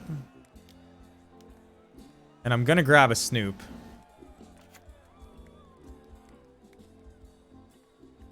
Because if they're not killing me next turn, the best thing I can do is race towards my own combo. So we'll grab the Snoop. It's not really racing, but we'll get to Snoop plus Vial next turn. Another Coco. There's no way that we get out of this Coco clean, right? They dig 10 cards into their... Yeah, there's the Spike Feeder. The Spike Feeder... Wait a second. Now they just have infinite life. If they find Heliod. They still haven't found a Heliod.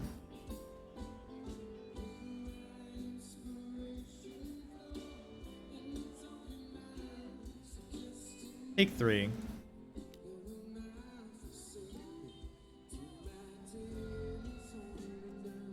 I mean, if we get 2 more lands, like this Kiki Jiki actually can do something. it will give us the combo. There's a land. So we win next turn.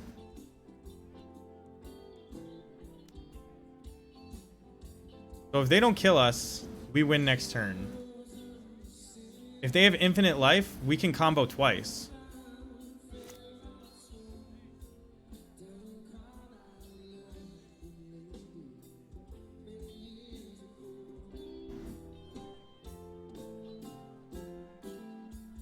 Oh, I guess they can just ballista here. And kill my Snoop. And they apparently don't realize that, as I didn't. So, thumbs up. That's pretty lucky. Oh, they can. All right. Well, here comes ballista.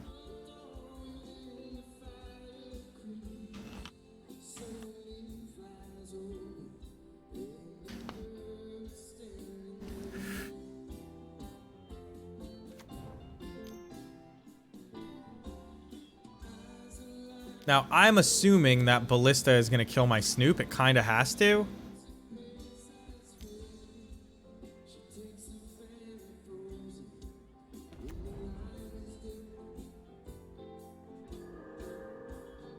I can explain the combo when it comes up, but the short of the combo is if you get Conspicuous Snoop into play and you put a Kiki Jiki on top of your library, there's a lot of ways to win the game from there.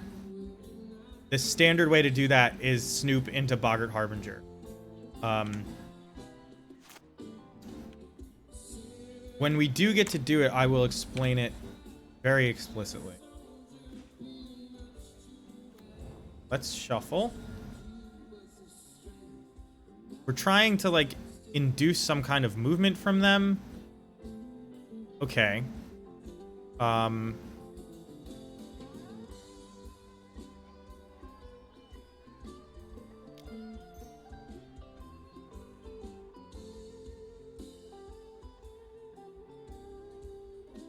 So, you can see Snoop gets the abilities. I'll just go through it. So Snoop gets the abilities of goblins on top of your library. And if you can put a Kiki Jiki on top of your library, Kiki Jiki's safeguard against copying itself a million times is that it only makes copies of non-legendary creatures. So if Snoop gets that ability, it's not a legendary creature, so it can copy itself. But it has to tap to do it. So you make a million tapped copies of Snoop, right? The last one is always untapped. Like that's how you do it over and over again.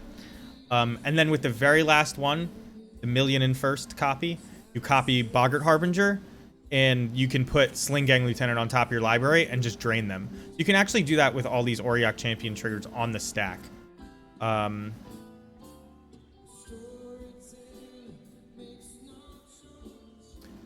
Which is why we can kill them even if...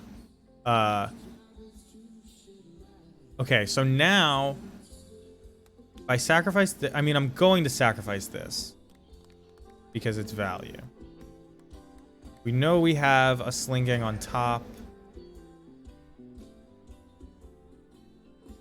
Just so we don't die, we have to kill this Spike Feeder.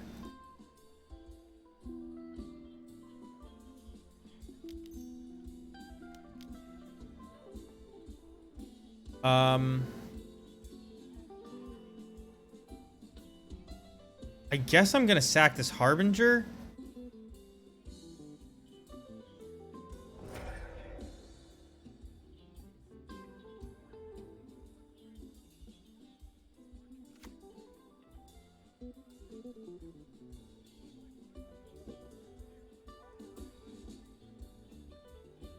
And then before they can untap, even though that doesn't really make a difference.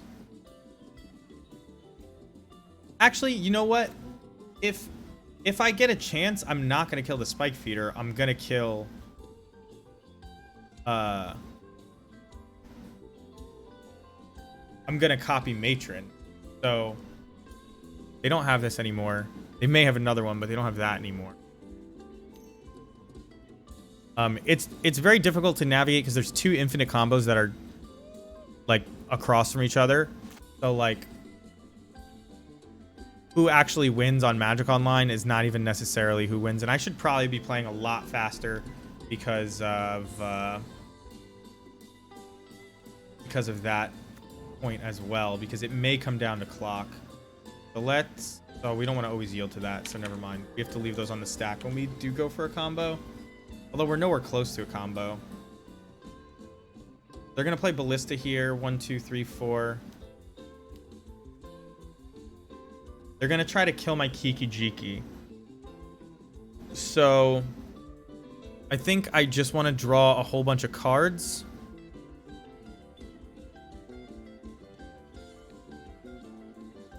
Which means I'm going to copy this Matron. Deck is much more resilient than I realized, which says is that Goblins is a nightmare.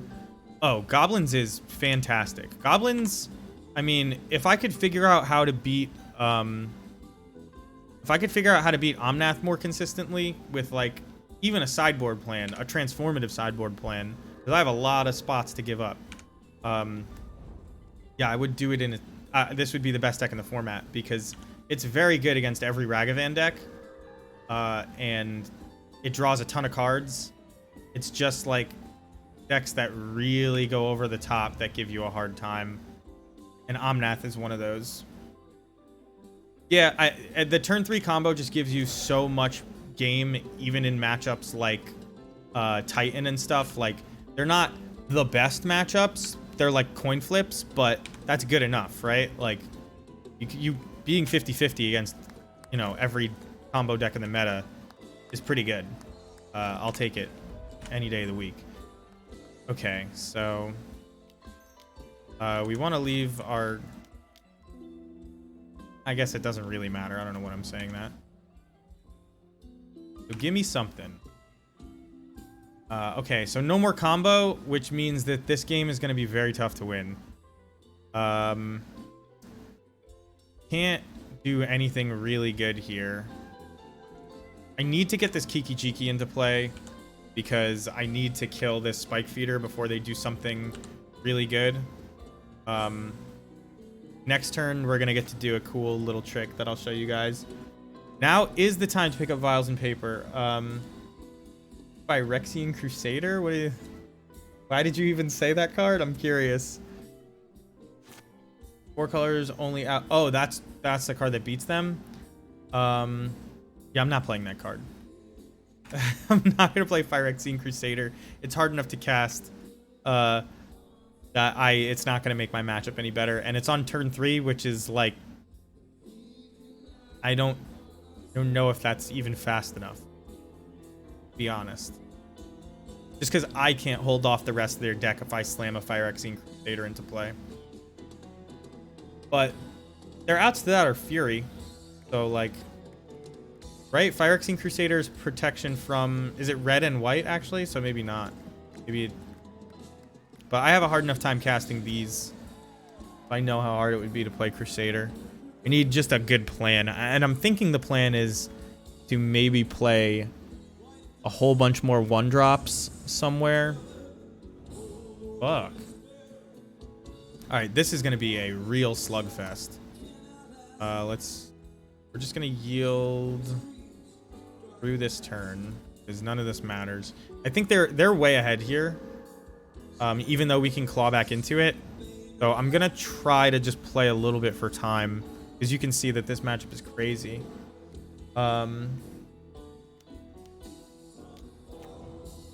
You're saying you play... Alright, so we're dead. They have an infinite combo, but I can no longer infinitely combo. I'm not gonna force them to do their infinite combo for infinite life, and I actually can't beat it anymore. So, I guess you bring in EE. Thoughtseize is pretty good. They don't look like they play that many basics. Necromentia is going to be good against them. Chain Whirler is going to be good against them. Crashmaster is decent. We don't want to play the long game. We do just want to combo. I think I'm going to take out a basic mountain. probably don't need this many Mog War Marshals. We could cut another Vial. Could not bring in EE. EE's not that... I guess you could put it on 0 for Ballista, though.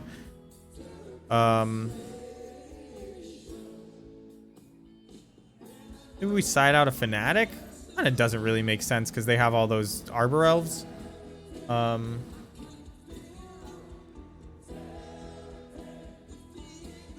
Guess I could cut the last Ringleader, but I don't really like that. So I'll just cut the last Mog War Marshal instead.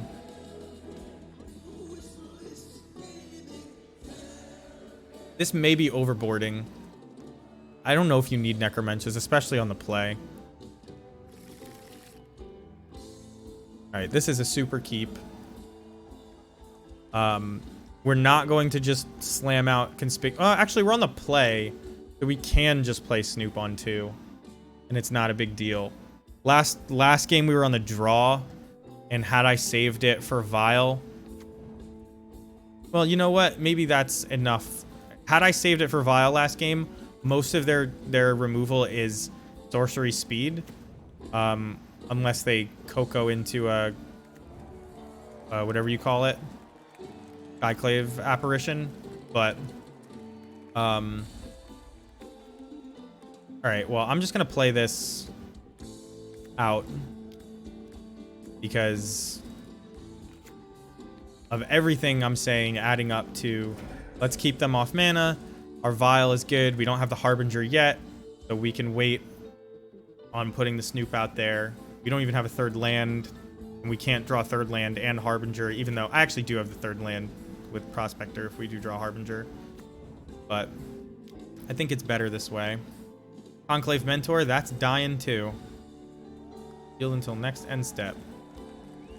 Put in my Skirk Prospector.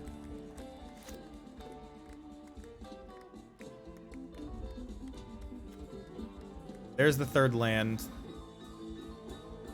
Black, red. I guess I could wait. No, because I want to attack. I don't know if the life points really matter here, so this may be a mistake. Maybe I'm supposed to wait. But I think vialing in this Snoop is going to be the best thing that we can do. Maybe I should just save the Vial no matter what. Well, now we're not going to save the Vial because they're going to kill it.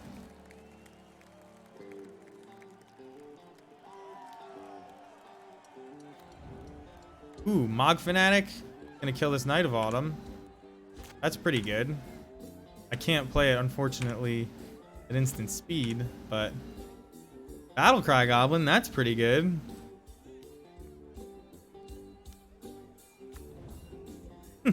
Oh man, everything is just banger after banger. I mean, I'll be happy to have that Chain Whirler next turn. This is not normally how these matchups go. That's why I boarded out my Mog War Marshals, because I just didn't expect there to be any kind of aggro plan.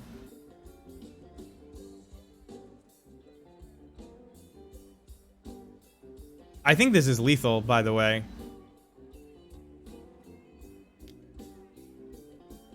Burrington Forge Tender.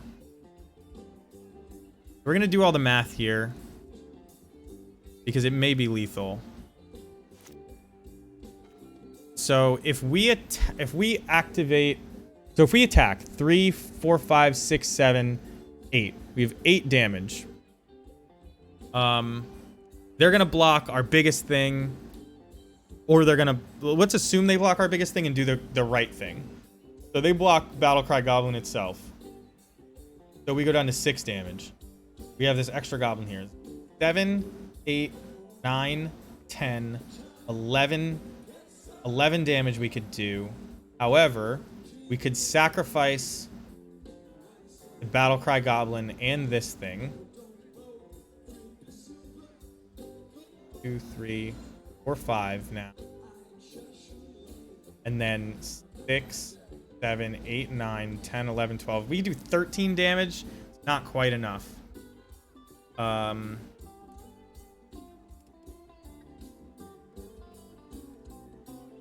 I don't want to attack with everybody but the Skirk Prospector.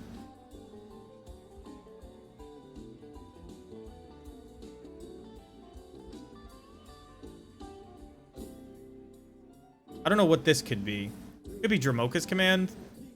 That's gonna fuck me regardless. We're 2 damage short, but maybe I'm just supposed to attack in and be 2 damage short. They can gain a bunch of life, though.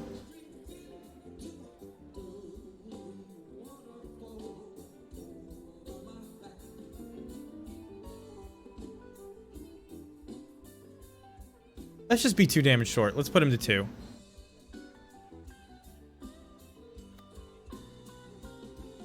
With a Chain Whirler in hand and a whole bunch of dudes, that seems fine to me. So...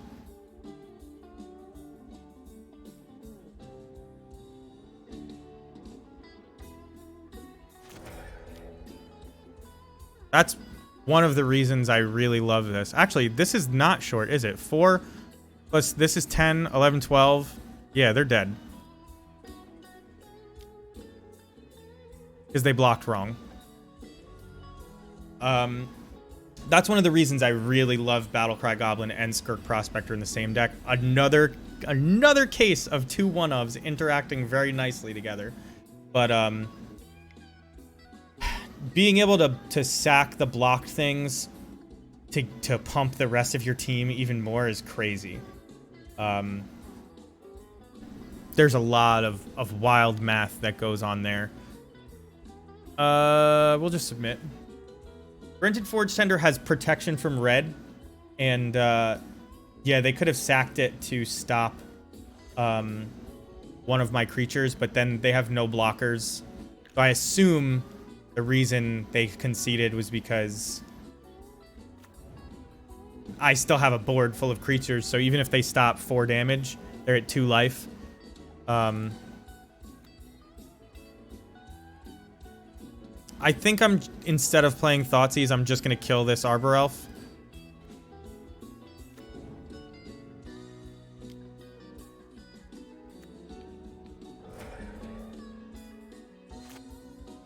And then next turn, if they play another Arbor Elf, I'm just going to Munitions Expert it, but otherwise I'm probably casting this Thoughtseize. Utopia Sprawl. Good thing I killed that Arbor Elf. Auriok Champion. Alright. So, this is going to sound crazy, but it's a good thing that they played Auriok Champion, in my opinion. Because a lot of times, people see that, and they think that they're safe from the combo, and they're really not. So we're going to take Walking Ballista. They have another Arbor Elf and another Auriok Champion. So, if we draw lands, we win this game. I could just draw lands for the rest of the game. I would be very happy.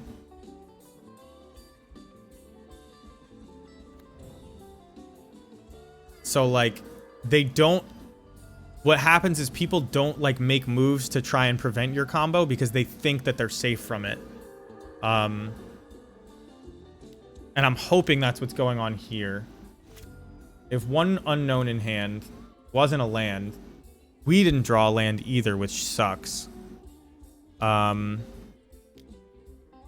just going to kill this Arbor Elf to keep them from doing anything because they need... it wasn't a land, like we said, so they definitely need the mana.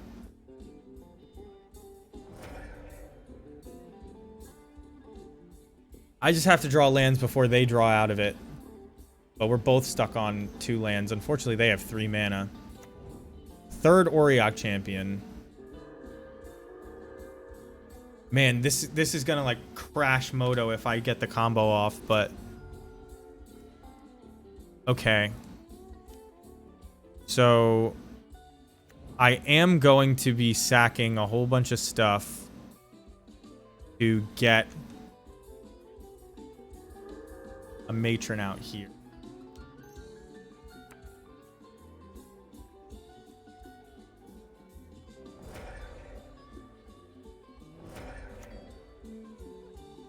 The question is, do I sack it to get a Snoop out? And then just hope I draw the land over 2 turns? Or do I just play out Snoop next turn? If I play out Snoop next turn, 1, 2, 3. Well, okay, if I just play out Snoop next turn, then the turn after that, I have to play 1, 2, 3 to get another matron out. And then 1, 2. It's not quite good enough. You need to draw a land, but I can't combo next turn no matter what. So I'm gonna wait on the Snoop. We're racing 3 damage a turn. This is classic Delver.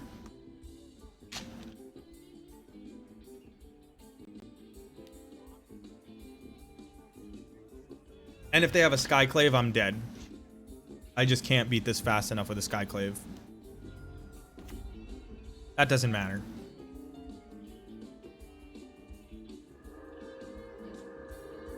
If I draw land, isn't it lethal next turn? I don't think so.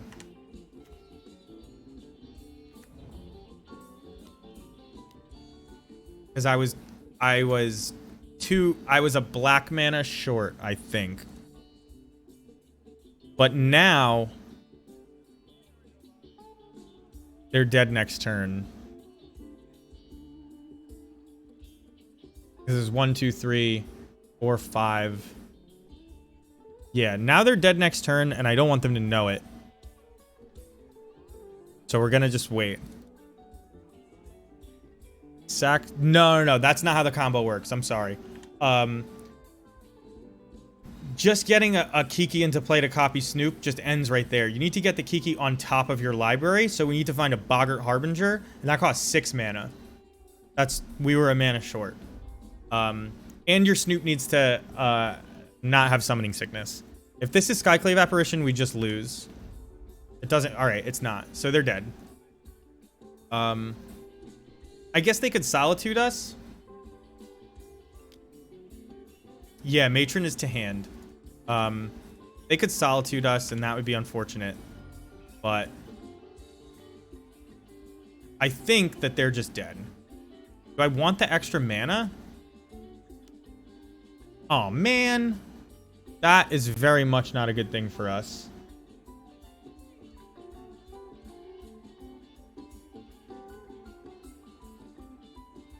Because now they can move this again next turn. I need to gain a life or I'm dead. Or kill this. I can kill that.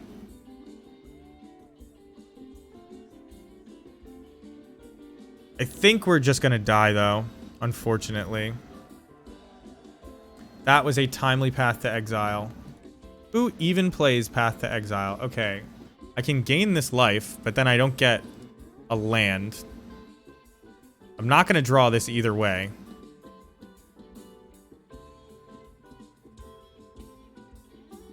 I need to gain a life to not die. Well, I need to gain 2 life to not die.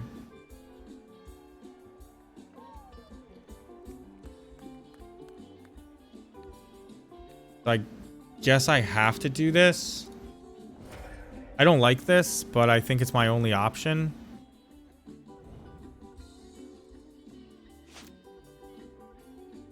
They can't actually block here.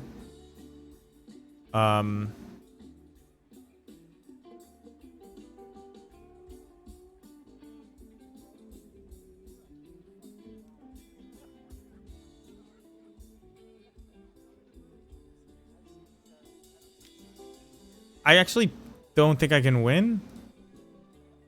I think we're dead. I think we're dead, because even if I gain one more turn against this, I don't have enough mana or a way to get haste.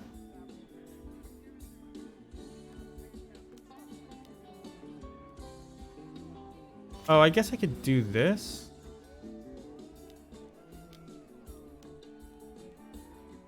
Oh, wait. Oh, I just played the wrong thing. Oh, damn it. I was supposed to play Pashlik Mons. If I play Pashlik Mons, I can kill the Spike Feeder before they can do anything. And then I can play a Matron. But I'm dead. I messed up. It's okay. We're 3-1. We lost to Heliod. our sideboard is not as good against Heliod as it used to be. We used to play like Pithing Needles and stuff. Yeah, they had the timely path to exile.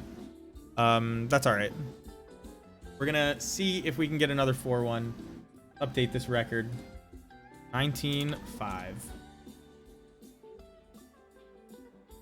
Gotta update it even when you lose. Not a good... That is a lot of the reason that I stream this at all is because I feel like a lot of people... I mean, it's like... What do they call it? FOMO, Facebook theory, but it's not really FOMO. Like, social media, you only see the good stuff. And that goes for Magic results, too. So people posting on Twitter their 5-0s, people posting their 20-5 records, like I'm about to do, but like all the rest of my matches are actually online as well. All right, so they are mulling to 4, which what is that? Belcher? It could be Tron.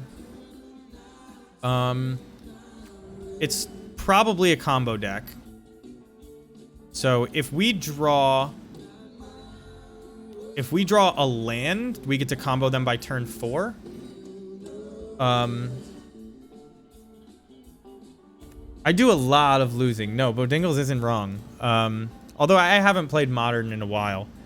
All right, so this is Amulet. This is fine. I recently took the 3rd Blood Moon out and replaced it with a very difficult to cast Necromentia because I told everybody that Amulet is nothing to worry about anymore, just because it's not really it's not one of the top decks and it wasn't played as much because the current version of 4-color is just really good against it.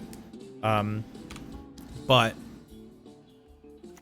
if we can get a land next turn, I think we'll be fast enough. We'll see, though. This is a Dryad. Valakut. So we know they're going to have double Amulet next turn, and so they have enough mana to Titan us next turn, but I don't think their Titan will be able to Valakut us. So they're going to have to swing, and then they're only going to get so many triggers. Damn it, we really needed a land there. Why we play 24. So we lose. A land and I think we win.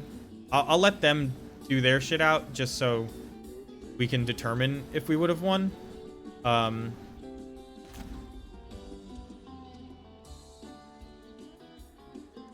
They got Expedition map? That must have been a misclick. Why wouldn't you get another Amulet?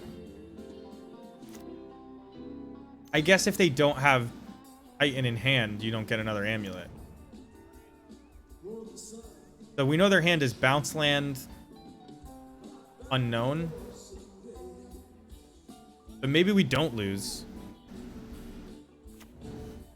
It's true, they did mull to 4.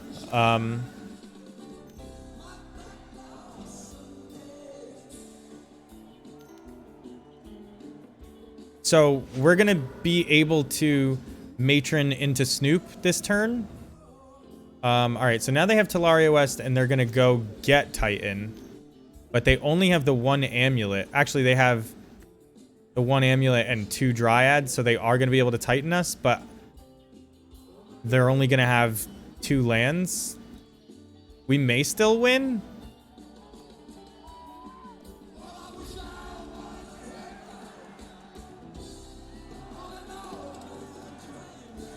So the reason I'm not just putting Harbinger into play,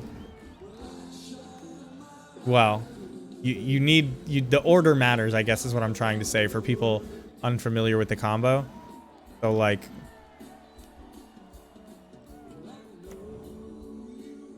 there's the land, obviously. When you don't need it anymore, there's the land.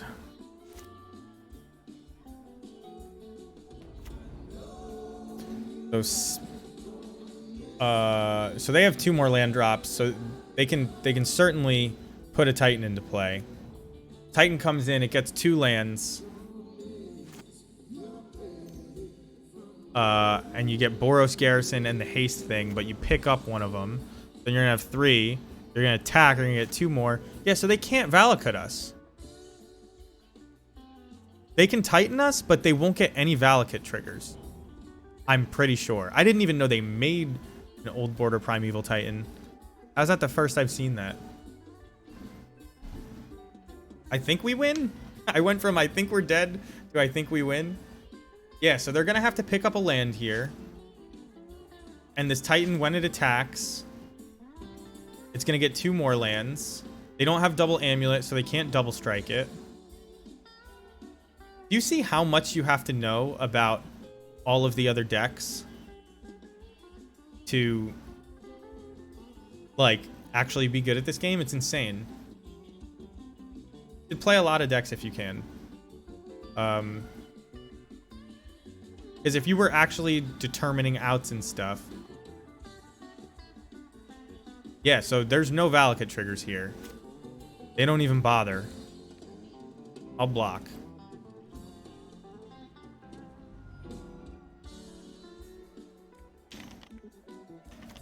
That's why... Oh, there is a Valakut trigger. Fuck.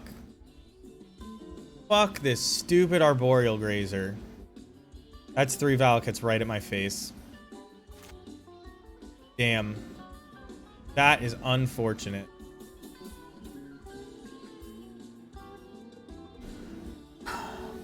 No room in my head for anything useful. I feel the same way.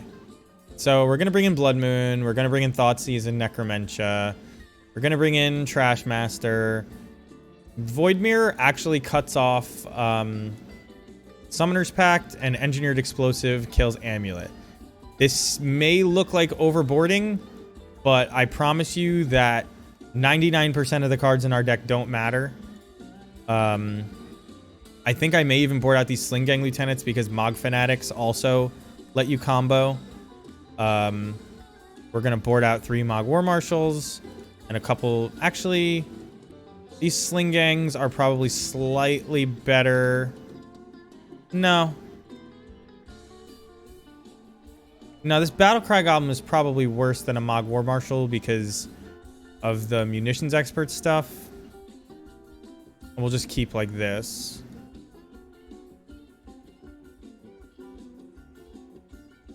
Most of our cards in this matchup don't matter, so you can just board out a whole bunch of garbage and see what sticks. This is a Thoughtseize and a Blood Moon, but no real way to win the game. I mean, I guess Pashlik Mons kind of wins the game.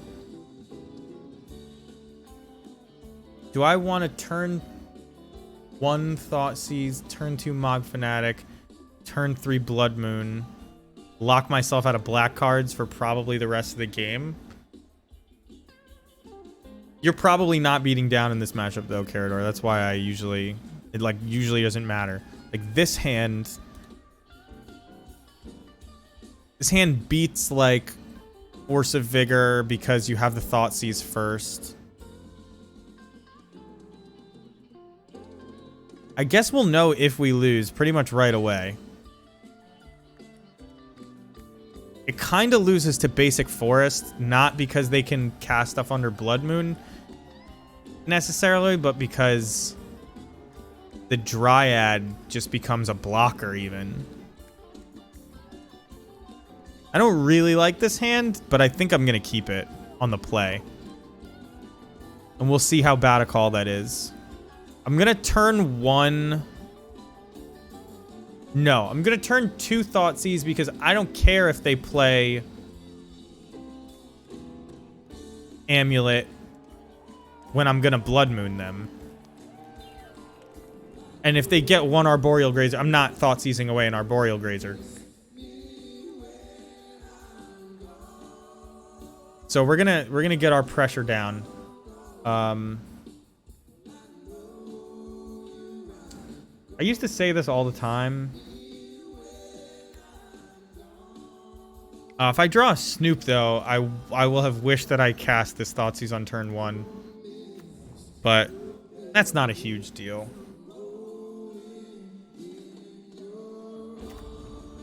Turn 1 Saga is going to get fucked by this Blood Moon.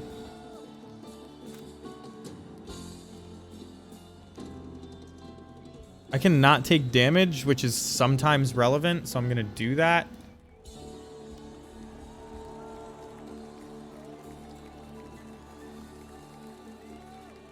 Fire Spout? Cultivator Colossus?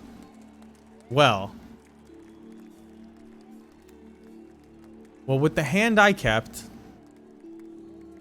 Fire Spout's gotta go.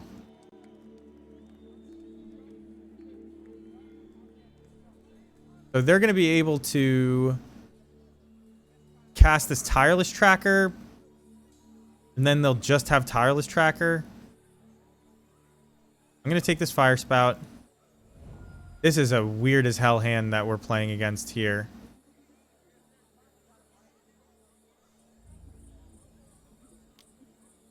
Pashlik Mons and Mog Fanatic actually combine to kill this Tireless Tracker. They may not play it.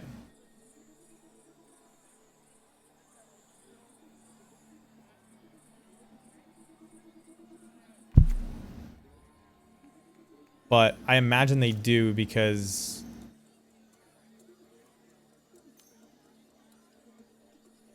what else are they going to do? So I could kill this.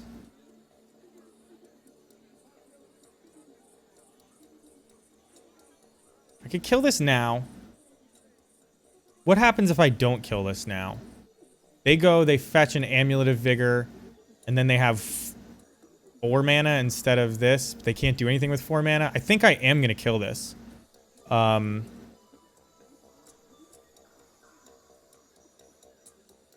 think I'm going to kill this instead of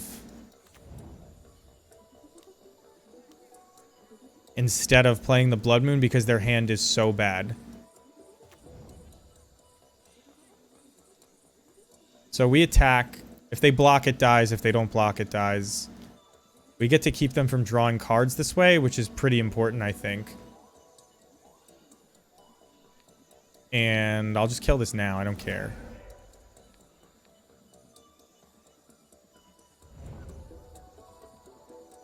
I guess they could go get a land with this Urza. No, they can't. I'm sorry. I was thinking, like, they'll go grab Darksteel Citadel if in the worst case, but they can't do that. They have 1 land, and I'm about to Blood Moon the shit out of it. But I guess they have 5 mana here? What are they doing with 5 mana? I hope it's the Dryad. Arboreal Grazer gets them up to 4. Oh, shit. They're going to Cultivator Colossus me? Oh, how'd I realize that they could do that? See how good you have to be to not be bad? Do you see how good you have to be to not be bad? I might have to play another league because this is the worst. This is the worst way to end it. I could have Blood Mooned them and I chose not to. Because I was worried about what? Tireless Tracker? Like, Cultivator Colossus. I mean, they're only going to draw 1 card, right? Hopefully. And it's going to be a 2/2 or something like that. So maybe I don't care, but I didn't have to let them do this. Oh, they had... What? Are they just straight off the top? This is insane. Are they kidding? They just got 9 in a row? We knew their hand, by the way.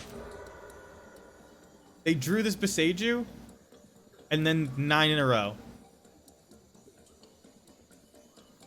I mean, you can't beat the luckiest Titan player on Earth.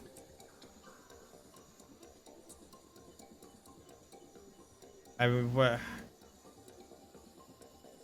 It's so ridiculous that you draw. I mean, it's cool that you get to draw the card as you're putting the lands out, but like, holy shit.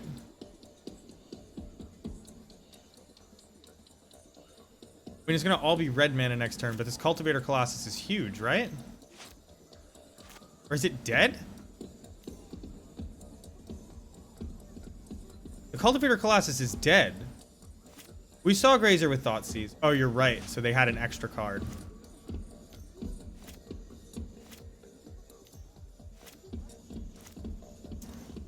Well, they must be able to cast something crazy here. It doesn't have haste, does it? No. I can't even believe that they just hit like 10 in a row, though.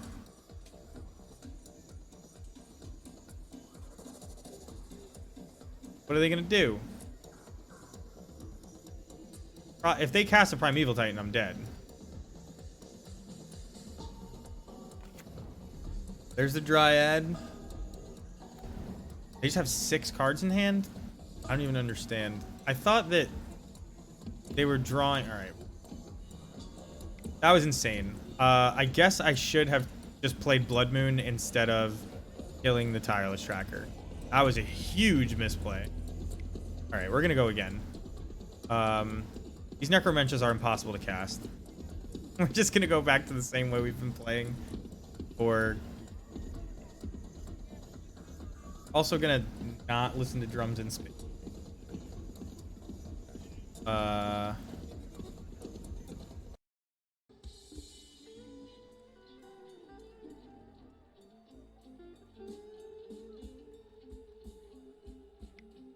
Alright, we're going again. Discrete Genland chunks, always. That was unfortunate.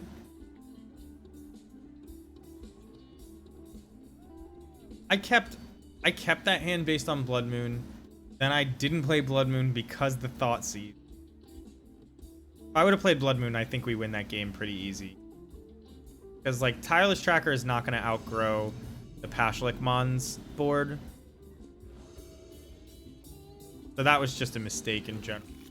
We're on the play. This Vile hand is decent on the play. Against, like, Ragavans and such. Like, guess we can keep this. It's not a very strong hand. Bad against, like, Tron and combo, but we're not playing against Tron or... Wait, oh, I'm not on the play. Why did I think I was on the play? Did I skip my turn? No, I just wasn't on the play. Well, good thing they don't have a Ragavan. Alright, that's not the worst. If you're gonna draw a Vial, you do want it to be on turn 1.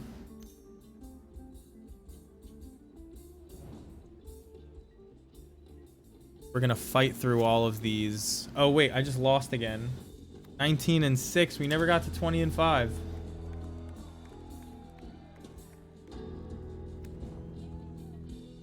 Wow, they already have Delirium. Wishing I had a Mog Fanatic. I'm gonna play this Vial out. Yield. This may be the Jeskai thing that I lost to the other day. It is I made so many punts just because I was like streaming instead of playing by myself. And like it's hard to believe how big the difference is. I made so many weird plays that were just like, oh yeah, that's not what I meant to do.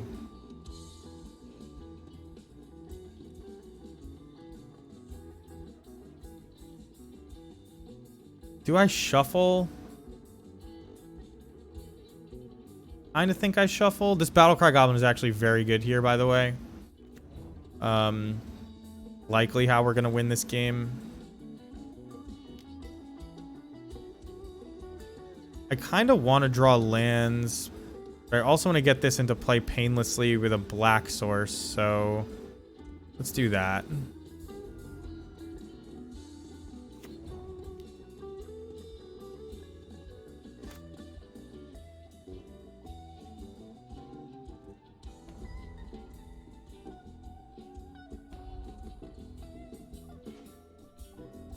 So I mean, this is almost certainly removal. We're gonna Vial the Snoop in to see if we can pull stuff off the top and draw cards. We can't quite do that. And we're gonna hold up munitions expert. This Snoop is dead, but we needed to see if we could do it. Thought I was on the play. I don't think I keep this hand on the draw, to be perfectly honest.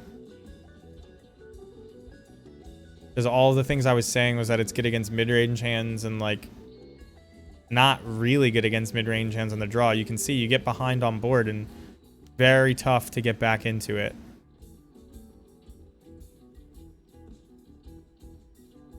So I'm going to keep this Violet too. Teamer. Well, Teamer's probably good news for us, to be perfectly honest. Although this Murktide is not good news for us. We're just dead? Because we're not drawing a land? Yeah, we can't win. Alright, we're dead. Let's just go to the next game. They kill us in the air next turn. The best we can do is play a couple guys on the floor, but we can't win. So, engineered explosives. 3-color deck means Blood Moon, Thoughtseize. I don't think we want Chain Whirler, actually. We're just gonna go like this. Board out pieces of the combo. Take out a land and a vial.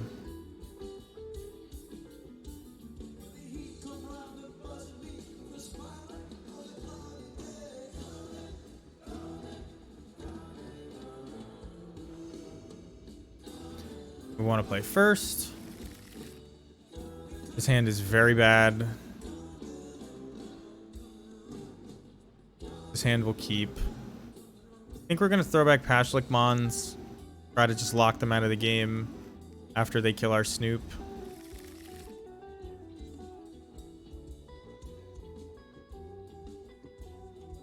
So we'll...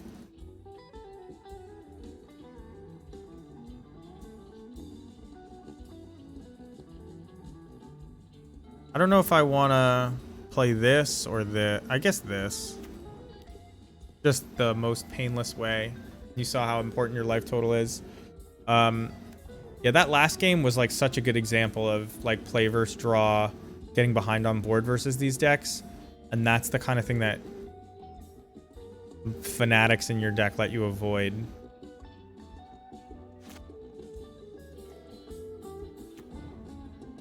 I guess I'm gonna Mog War Marshal instead of snooping.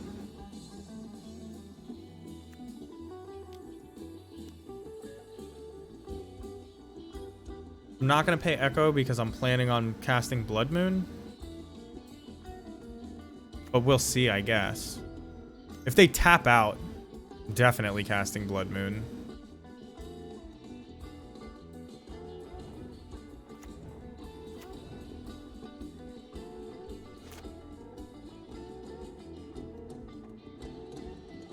Like, if this is Ledger Shredder... Yeah, we're casting this Blood Moon. And they can try and grow this Shredder, but they usually can't grow it fast enough that it affects us.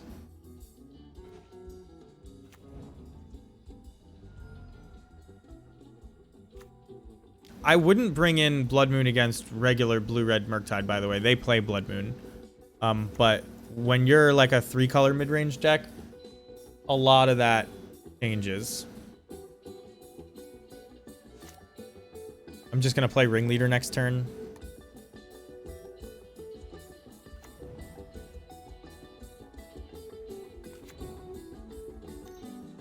Now, usually these Murktide decks are on like a lot of counter spells and Archmage's charms, but this version might not be. This we have to deal with. The Ledger Shredder we don't have to deal with as much. The Dragon's Rage Channeler, though, that's a big one. This is a good draw.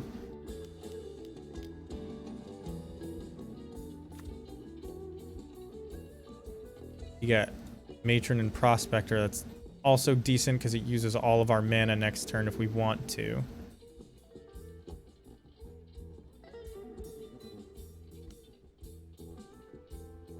Oh, this Dragon's Rage Channeler is just gonna get Delirium here. That was kind of dumb. That was kind of dumb. I could have waited. I mean, I think we have enough damage even without that.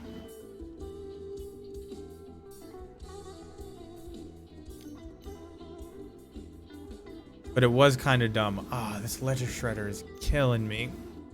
This is gonna be so much damage. This Dragon's Rage Channeler. I'm just punting. Is it that it's 12:30 and I'm like just worse at night? It's also the streaming, but I've just been losing more and more as the night goes on. Or punting more and more. They didn't necessarily hurt me before. This is 6 and then next turn's gonna be 8. We're just dead. I actually don't think anything we did mattered. Believe it or not. I don't think anything we did mattered. This is unfortunate. What are my outs? I need to gain 6, 7, 8. I need to gain 2 life, which means I need to find a Sling Gang Lieutenant on top, or that, or a munitions expert.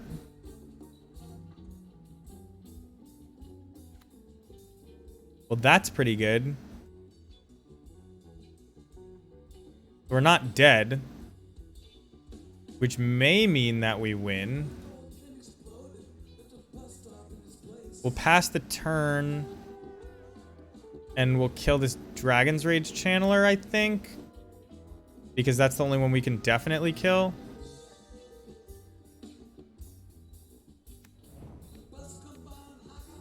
Because they could theoretically cast 2 things in response and then connive. Although, yeah. And this, I guess they would need 2 removal spells to stop us. But we kind of died a bolt here no matter what. What is this? Anger? Alright, well, we lose to Anger of the Gods. They came ready for us, this Teamer Murktide deck, and then we also just kind of got wrecked. Damn.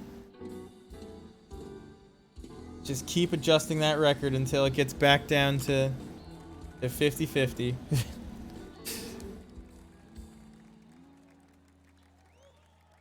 How many more songs we got? 2? These are good ones, though.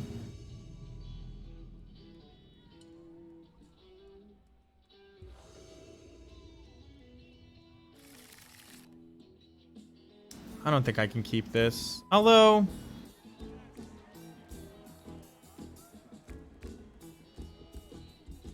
maybe I keep this. It draws a Snoop. It's really good against any combo deck. It's decent against any Ragavan deck. It has enough lands that I can put stuff on top with Harbinger. Let's keep it. It's got Cavern in case it's another Murktide deck. They mulled to 6.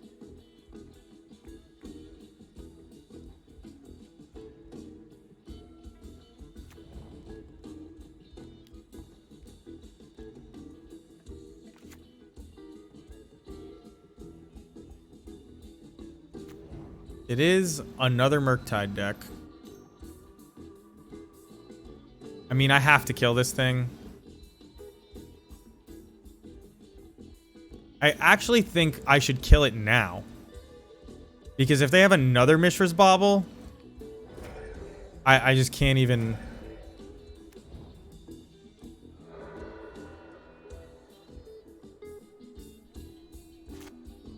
Give me a goblin, please. Any goblin I'll be happy with. Alright, perfect goblin. We'll just play this mountain out.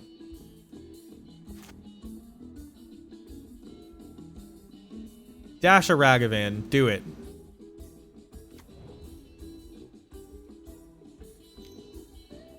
Consider? Alright, that's fine.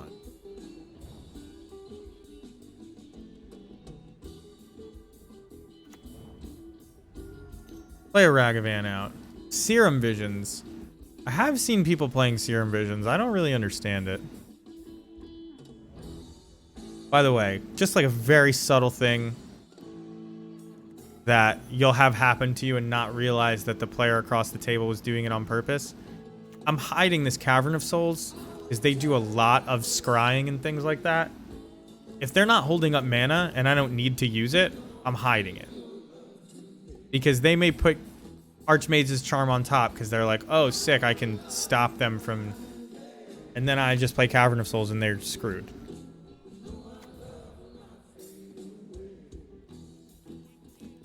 So, like, best case scenario, they just pass and hold up 3 mana. Not quite, though. Oh, they're gonna steal my guy off the top. That's the worst. That was a pretty good turn for them.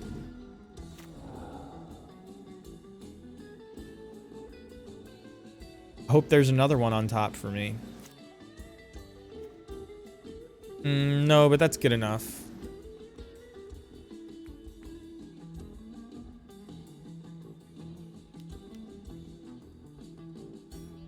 I think now I'm going to play Cavern of Souls because I can't be certain that they're not going to have counter magic up for whatever I want to kill.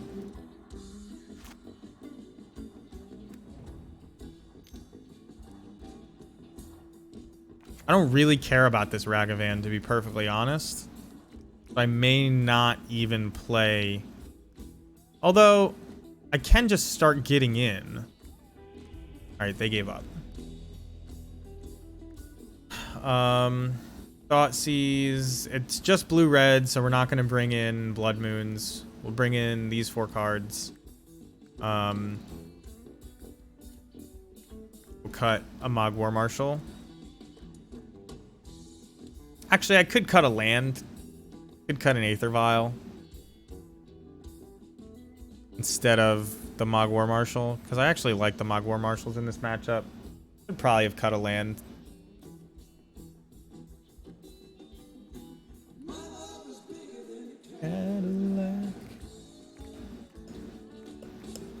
We're definitely keeping this, even though it's bad against Ragavan. Aether Vial and Cavern shuts off a lot of their deck.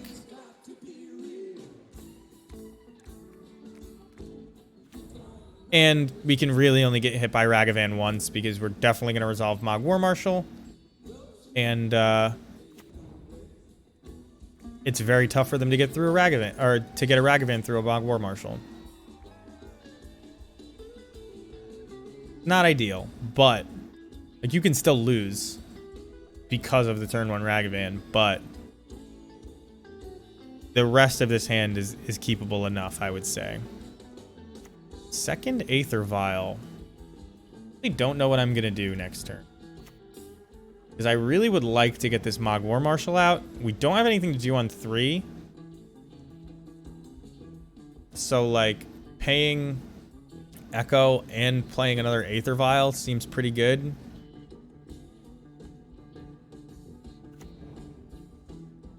We'll see, though. Talk about Counterspell.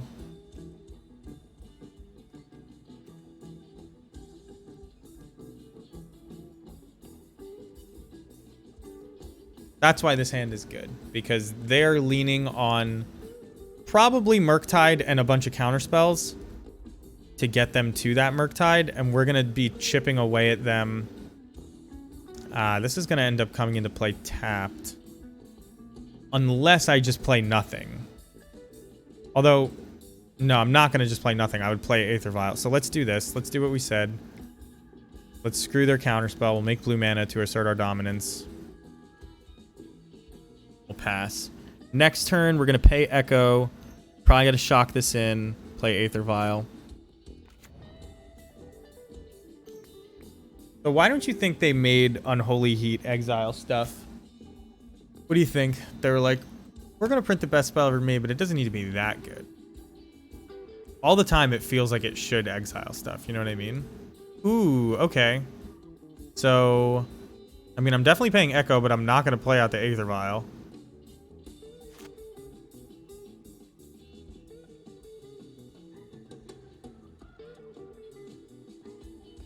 I should have stacked them in the opposite order, but I was going to pay Echo no matter what. We know that they're doing this. This is like, they have to. And now, I don't need basic swamp, so we can do this.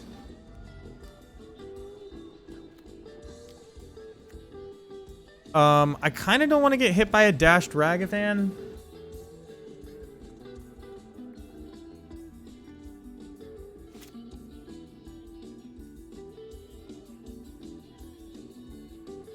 I don't think they have a Ragavan, otherwise they would have played it, but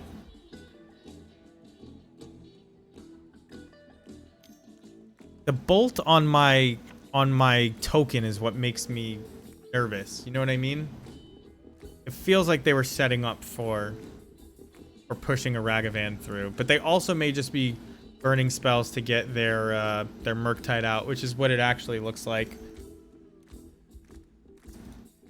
They're going to make an 8/8 Murktide here, and I'm going to have a very hard time beating it.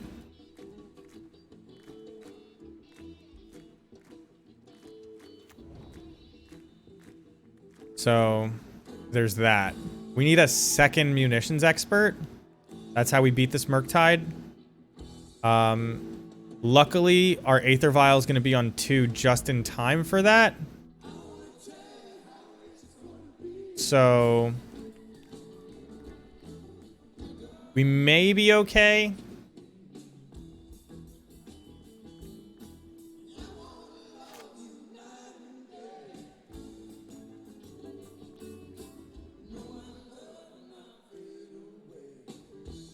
Please. Sling Gang is not the worst, but it's not good enough. So I need to shock this in, and I need to play Ringleader. And we need to find either a ton of goblins. They have 2 cards in hand. There's like no chance that a Snoop survives a turn, right? So this would be 1, 2, 3, 4, 5, 6. Not quite enough to kill this Murktide. So I'm gonna have to take 2 hits from it. Puts me dead to bolts, which is not good.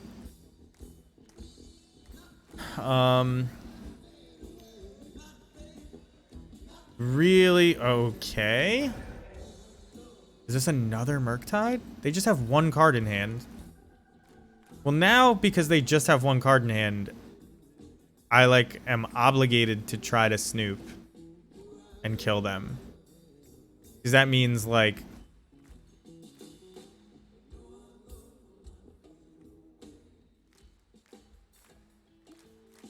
Right?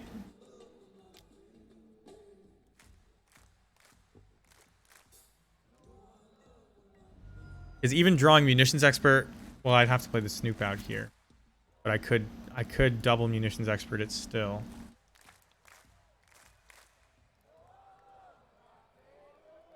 Oh, are they gonna Archmage's Charm my Aether Vial? Not yet, apparently. Tokenzan.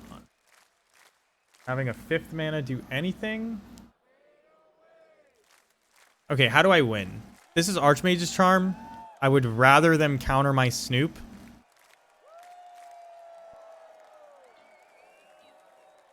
But I can also play it uncounterably and see what's on top.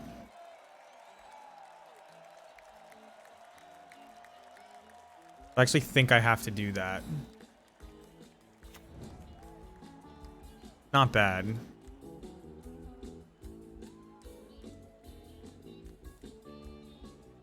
We're dead to bolt no matter what. Actually, we're not dead to bolt no matter what. I could play Sling Gang Lieutenant here, and a 1, 2, 3, 4, 5, 6, 7, 8. That would kill the Murktide Regent next turn.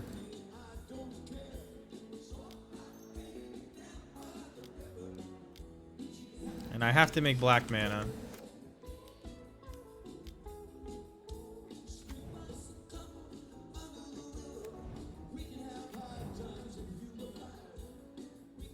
So this is why, I mean, I would have done 1 more damage to them if I would have swung with the Mogwar Marshal. So if we lose by 1, we know why.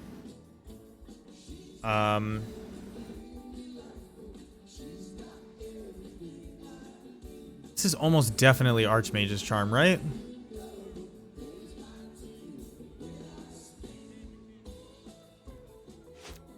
So they're gonna knock us to 3. Then we have 1, 2, 3, 4, 5, 6 damage, assuming they draw nothing. And it looks like they drew nothing. We have 6 damage, they go to 11.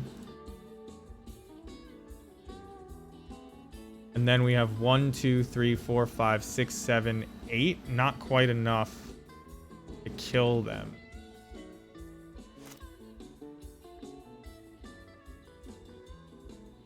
Do I leave this on 2? I can just go for the combo. Actually.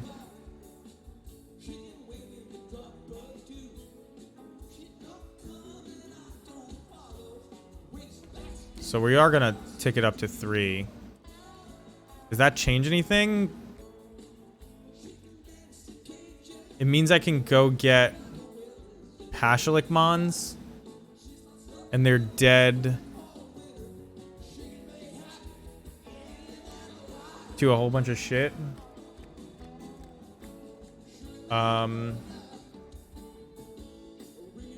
Okay. I was gonna find my way to do this like without ever exposing myself to a losing card. I think it was pretty clear that we won, that's why they conceded. They had nothing in hand, but like we had a lot of ways to win there. We could play this Matron off the top, go get a Pashalik Mons, swing, and just sack and kill them. We could just Boggart Harbinger. If we do this and we get Pashalik Mons, that's 1, 2, 3, 4, 5, 6, 7, 8. So we can kill the Murktide anyway. And if we get the Pashalik Mons into play, this Murktide is dying one way or another. So we were probably pretty golden there. I'm glad that we lost to Teamer and then beat regular blue-red immediately after. As I did a lot of trash talking about how blue-red was a good matchup, and then we lost to like what I consider a worse version of the deck just because they had like crazy card choices. But it's because they were trying to win the mirror, which happens to be really good against us. Anger of the Gods. Tarmogoyf isn't good against us, but Anger of the Gods was beating.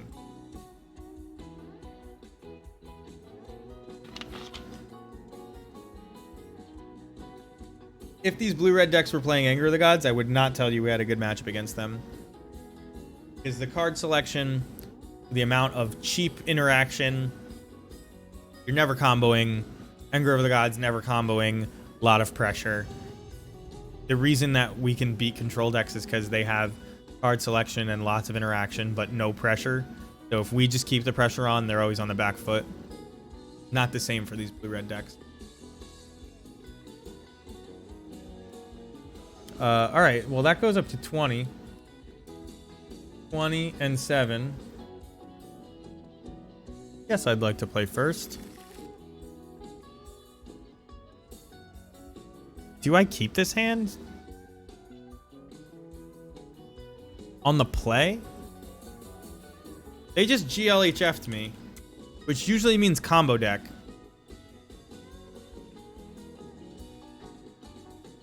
This hand does nothing on the first. I mean, we play Aether Vial. Then turn 3, we're gonna play Matron and get a Snoop. I mean, a turn 4 combo on the play is pretty good. I'm gonna keep it. The reason I'm assessing, yeah, they're mulling to 5, so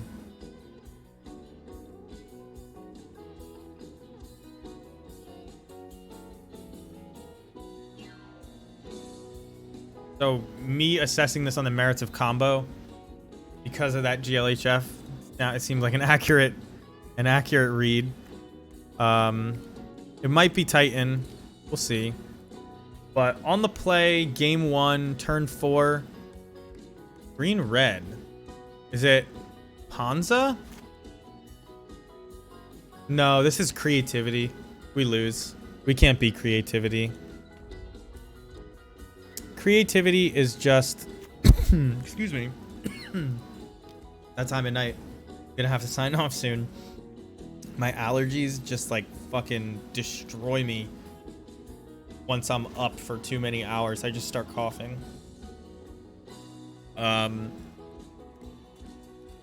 We can't beat creativity. Is this not creativity? Is this Jund? Vampire's Kiss. So this is creativity. You don't play this shitty card that creates 2 blood tokens if you're not really in the market for tokens. That's my read.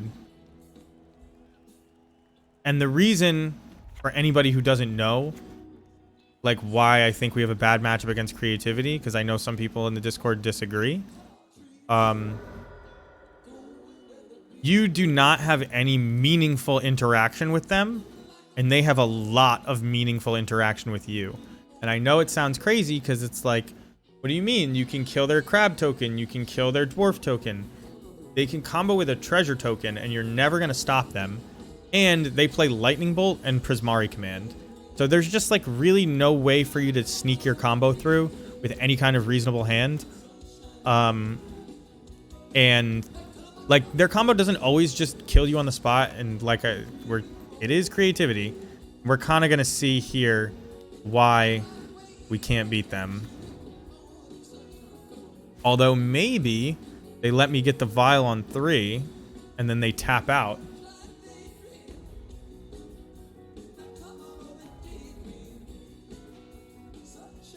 I mean, I'm almost certainly playing that off the top.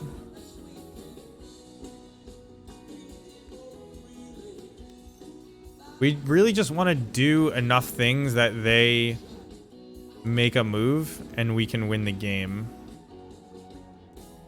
Because there might be a lightning bolt in their hand over there, so we can't really try to combo.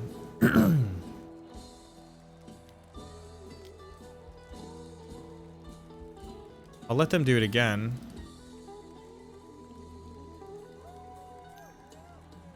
All right, so now they're dead.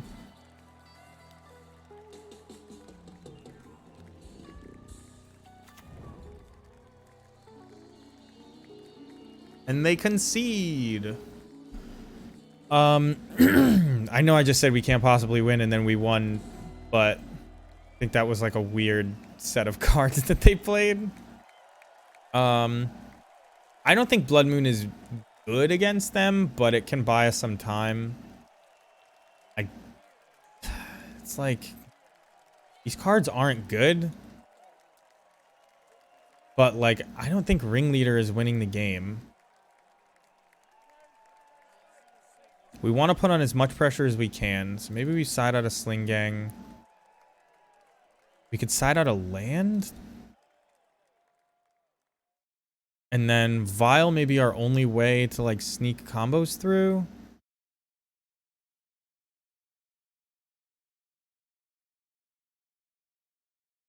I don't think I want Chain Whirler. I don't think Trashmaster is anywhere near fast enough. 2 Blood Moons is probably good enough. I think we're going to go like this. Is this creativity with black in it? Is that... Do they play reanimate stuff as well? We'll keep this. I mean, you can't throw this back, even though I don't think it can win.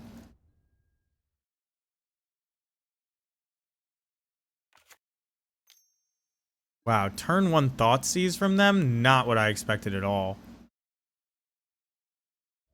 I assume they're playing Persist in their deck because... I mean... Why else would they have this Thoughtseize there? For a deck that used to just play counterspells and played instant speed? Another Thoughtseize? I'm gonna take my Harbinger. Yeah, that's funny. I mean, now I just have pressure and I don't think I can win. But to be fair, I probably wasn't winning this game through that no matter what. Um, what's more damage? So if I play 2 Fanatics this turn, I swing for 3 next turn. If I play Mog War Marshal, I have to pay Echo to swing for 3 next turn, and then I get 1 Fanatic in play. And then the turn after that, I would swing for 4. And the turn after that, I would just swing for 3 again here. So I guess Mog War Marshal is actually faster.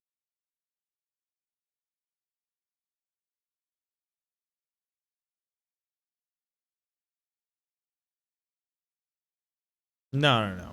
This turn... Yeah. Yeah, Mog War Marshal is actually fast.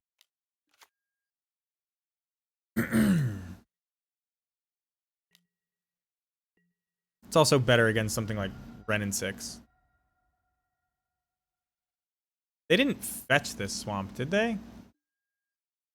Oh my goodness. Well, I'm glad I played the Mog War Marshal out, but just 3 Thoughtseizes? They're really doing a number on their own life total. Now I am completely comfortable paying Echo.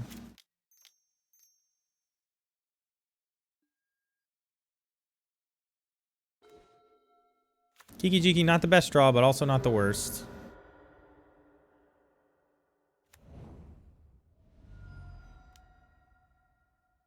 They don't even have a 3rd land. That used to make me so nervous, by the way. Clicking yield through turn to get to attackers.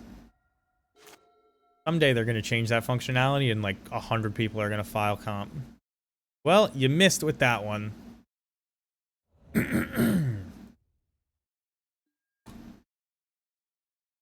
So we have 4 damage of attacks. Can't even cast this Necromentia. I wasn't really thinking about Necromentia when I played out my Seer Step Pathway. I think I played it out on turn 1. So they bolt my little goblin, which implies no board wipe, by the way. What do you name? Indomitable Creativity? If you get to cast this Necromentia?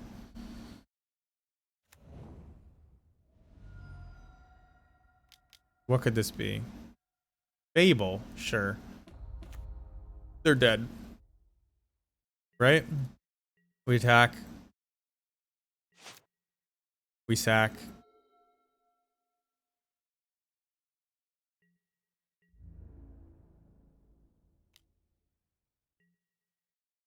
I understand now why they made the deck, though.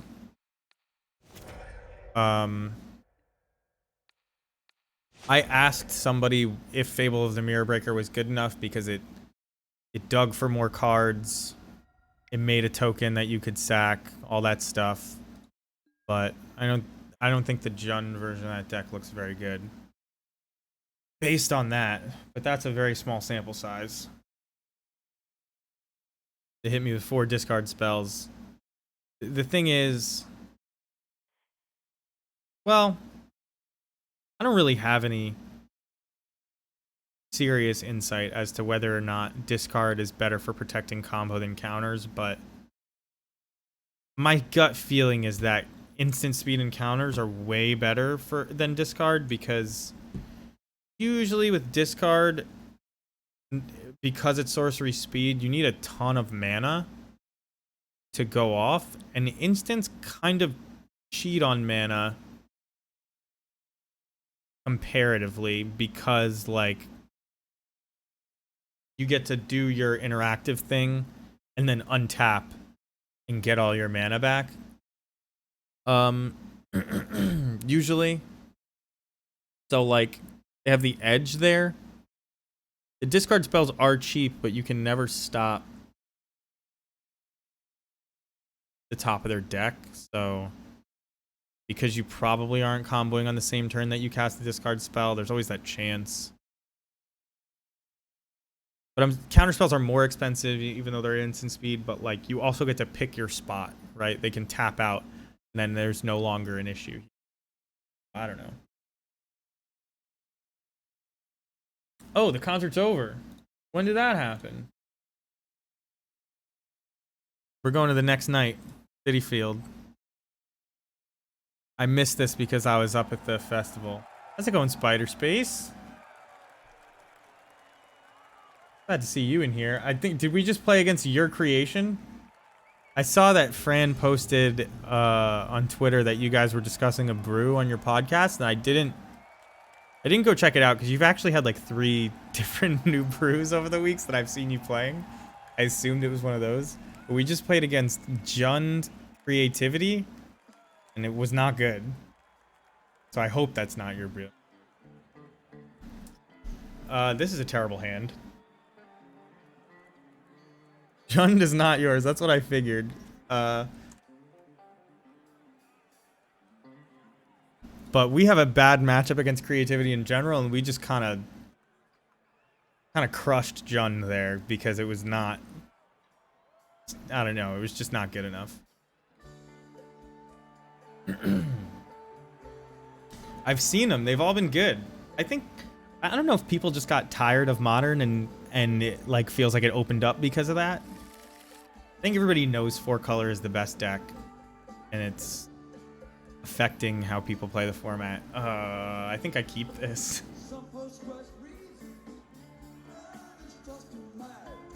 I think I'm gonna keep this. This is kind of a bad hand, but especially on the draw. But they mulled to 6. I mulled to 6. I think these Aether Vials get us back in this game if it's a mid-range matchup, as long as we don't get really wrecked by a Ragavan. There's Blood Crypt on the bottom. This is a risky keep for sure. Yeah, I've been enjoying seeing your brews. I mean, okay. I did not expect Boggles, but it is Friday night. People are having a good time. We'll play Aether Vial. We have to draw out of this pretty quickly, I think. I mean, we'll be able to block this until they put the... Actually, now they play that Goose enchantment, I imagine, instead of Spirit Mantle, just to give it flying, because that's probably good enough.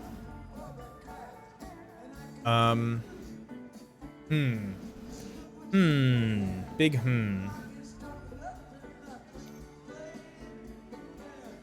Yeah, he does not sound like he's singing well. Holy shit. I mean, it's the end of the tour. I would have been at this show. There's the goose, the goose enchantment I was talking about. All right. Well, I don't know if we're gonna race this. We'll see. We only have 2 cards left. I don't know how bad our Boggles matchup is. I mean, if we just know we're mulling to combo, it's pretty simple. You'll know if you won pretty quickly. Is getting pressure... We can't reasonably race this even by getting pressure out. So...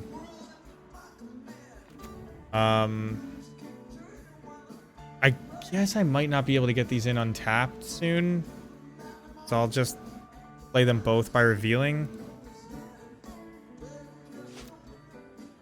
I think we've lost this game, by the way, in case people didn't realize. We drew 2 lands in our 3-land 2 vial mulligan against Boggles that, I mean, they really don't need much more than this. I wonder why they did that second main. I wonder what they think they were playing around. This thing has hexproof. I don't know what. I guess, like, Sudden Edict in their head. Oh, I don't know why I'm doing that.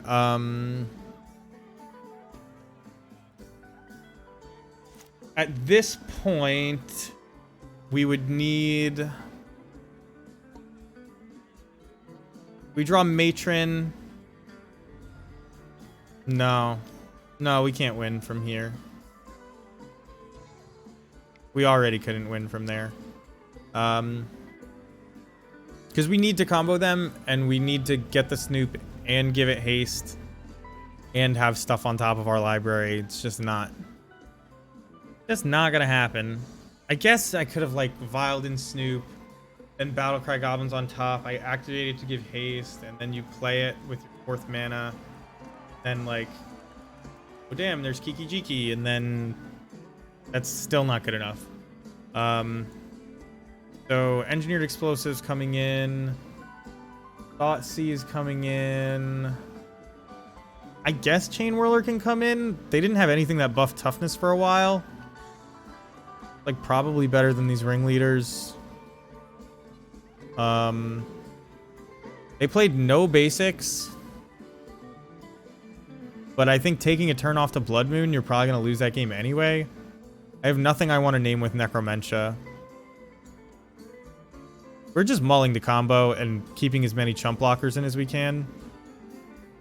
I don't think that these Mog Fanatics are really going to do anything other than put on pressure. They have ways to get lifelink.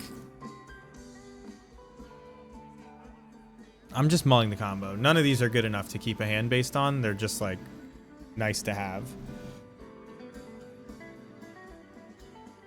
And I'm assuming that they're just going to Path to Exile me like that Heliod player from earlier, and I'm going to cry, and that'll be it. But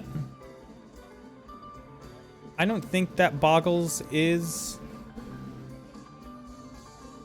a real Modern deck anymore, although I never thought it was.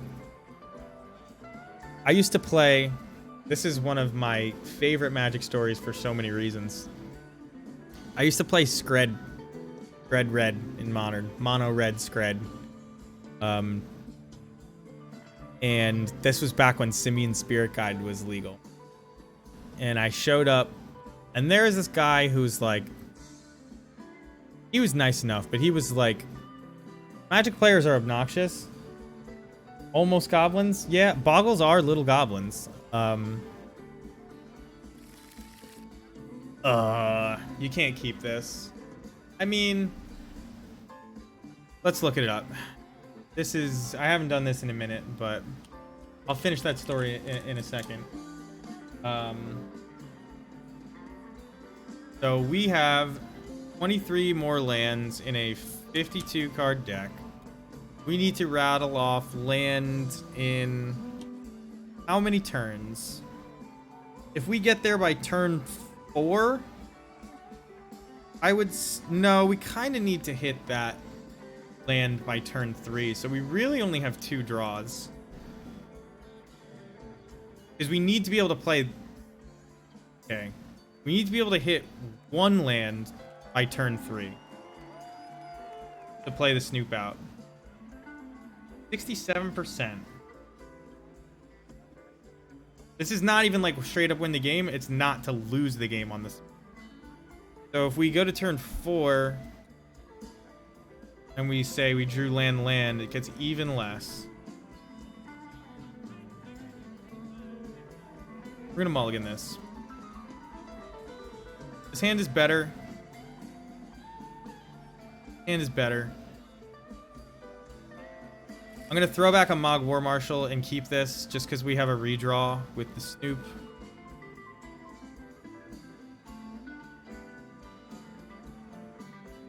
So we have like 1, 2, 3, almost 4 draws. We have almost 4 draws at one of the 8 cards in our deck. Before it becomes like dicey. I say almost 4 because if we draw a land, then it's 4 because we're gonna play the Snoop. Man, my throat is just getting worse and worse as the night goes on. We're gonna play the Snoop, but like if there's a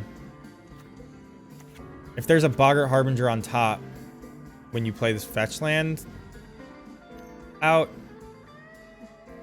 you know, you can't actually choose not to shuffle it away to cast it. So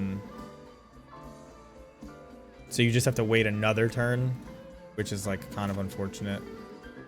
But Harbinger. This does nothing. Maybe I should have boarded those out first, but I guess it's a body for this Battlecry Goblin, so... Alright, Matron is kind of what we needed. But now, even if there is a Harbinger on top, I'm probably playing this Matron.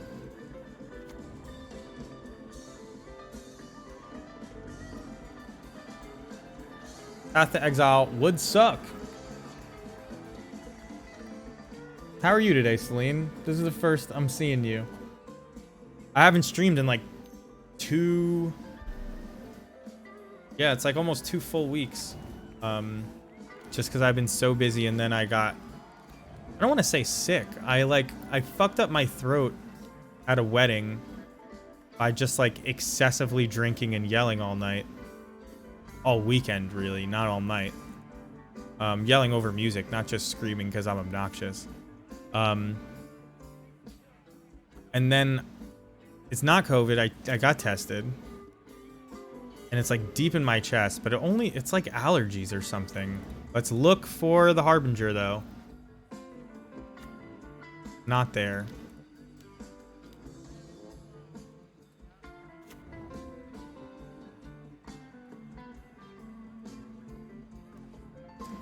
All right. Well, I'm gonna attack. Woke up early? Oh, you're a Europe person. Europe or Australia? Is it Australia? Is Australia early as 1 p.m. for you? So I know it's not Australia. I always forget. I have a couple Australian regulars. Actually, as we get closer and closer to 2 a.m., that's like the Australia hours. I used to stream there in the beginning. I don't know if you guys remember, 6 a.m. on a Saturday is real early. I'm specifically up at 1 a.m. because I know I will not need to be up at 6 a.m. tomorrow. All right, so they're dead. But next turn, we're going to be on... Oh, can I just block this thing? Just in case? Next turn, we're going to be on the draw, though. Next game, excuse me. I guess they could Solitude me. If they Solitude me, good for them. So for those of you who haven't seen the combo before, somebody was asking earlier. Snoop gets the abilities of the goblins on top of your library, like I said. It's non-legendary, so it can copy itself with Kiki Jiki's ability. You play a Boggart Harbinger to stack your deck. Put the Kiki on top. You keep making these Snoops. Eventually, you have enough. Let's say 2 million. So I'm going to sit here for 6 hours and make 2 million goblins. And then at the end of that 6-hour stream, I will finally be able to turn off the auto yields. Click my Snoop twice. It always takes 2 clicks for some reason because Magic Online, I don't know what is going on, but it takes 2 clicks. So watch. Right click, turn off auto yields. Now I'm going to click this Snoop. Nothing happens. But you click it again. Now you can use the ability. Now we copy our Boggart Harbinger. We can put Mog Fanatic on top if we wanted and sacrifice all the Snoops, but Sling Gang is... it gains you infinite life as well, so might as well get greedy and do that. And then we just throw them all into the wood chipper. And it hurts our opponent to see all the Snoops die, and they fall over. So, that's it. There's ways to get around Ley Line of Sanctity. Is that what it's called? The white Ley Line? It is Sanctity, right? You can just pass the turn and make him at end step. Snoop finally broke that window. He leaned on it so hard. He leaned on it so for people who don't even understand. The Snoop is looking into this woman's window. I don't know if... There's actually 2 goblins in that picture. I don't know if, like, there's supposed to be the extra, what do you call it? Layer of humor there that Snoop is looking in this woman's window like a creep. It's not like she's wearing full armor, so it's there's definitely none of that alluded to in the art itself, but he's definitely looking in a woman's window. So when you describe it that way, it comes up. You guys think we should keep this hand? It seems pretty good. I mean, got a lot of bangers in it. I know Mog Fanatic doesn't actually hit their boggles though, so I'm gonna mulligan it. Normally I would keep this. The second is obviously the Kiki copies. Yeah, I guess. So this is like, this is not a good enough hand. We have to mulligan this. I'm tempted because of the Aether Vials and the Chain Whirler, but turn 4, no. This is bad, but is it good enough? Turn 3, you play a Matron. Turn 4, you play a Snoop. You have 1 chump blocker. You have 2 chump blockers. I think this is actually good enough. Actually, we don't have 2 chump blockers unless we draw a land. Unless I decide to do this and try to draw a land, which I don't think I can do. I think I'll have to just throw Fanatic back.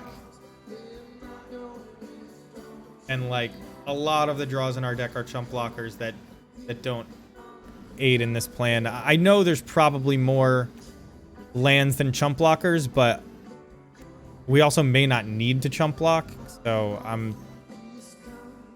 I'd rather do this. And we could also just draw a Snoop and get there way faster. Not quite.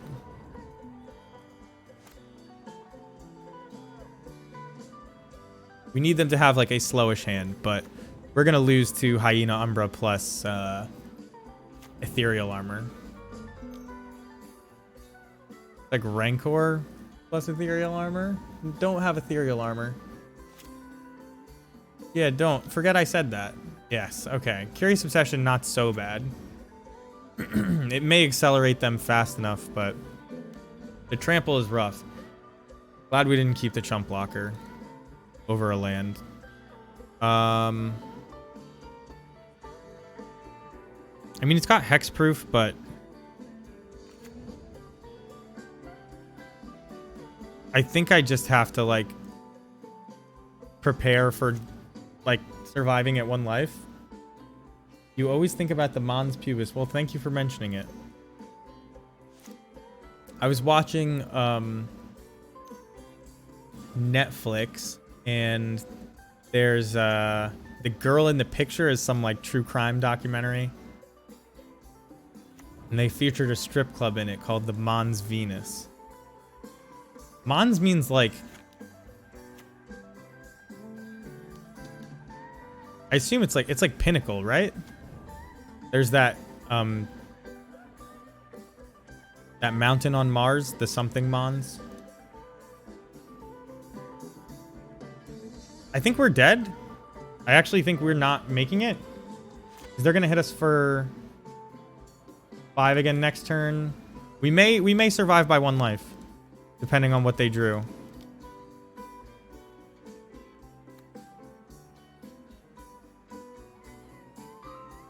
But what was I gonna do? Mull to 4?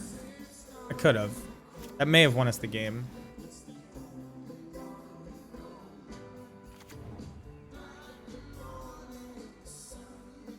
But if this thing gets big enough, we're dead. The Mons in MTG is just the name of a designer? We're dead. We're very dead. I guess if we draw land... No, we're just dead. Yeah. Well, Boggles got there. They beat us. Let's see what's on top, just to do it. Land. Alright, well, turn 4 is not fast enough. Or turn 5 is not fast enough against Boggles. We kind of just had to pray, but Oh well. 2-2. So this is going to be our last match of the night. No matter what. So everybody who joined us, thank you. We'll find somebody for you guys so you don't have to pick your head up off the pillow. Some modern streamer. If anybody knows somebody streaming right now, more than happy to throw them a raid just based on your request. But the deck has been pretty good lately. Losing to Boggles, who cares? Like, you're looking for a tournament deck that's good against blue-red Murktide, specifically blue-red. We lost to Jeskai Murktide and Teamer Murktide recently, but haven't lost a game to blue-red in a long time. Not a game. We haven't lost a match to blue-red in a long time. This is just good against Ragavan decks. And it's got game against combo decks. Nobody has game against Omnath from what I can tell. Chicken Nugget, mulled to 6. Do I keep this against Chicken Nugget? Do I keep this against Chicken Nugget just based on the fact that Conspicuous Snoop can come down on 2? They're on the play. Means if this is a Ragavan deck, this hand is god-awful. I mean, there's better hands than this, but the Snoop is good.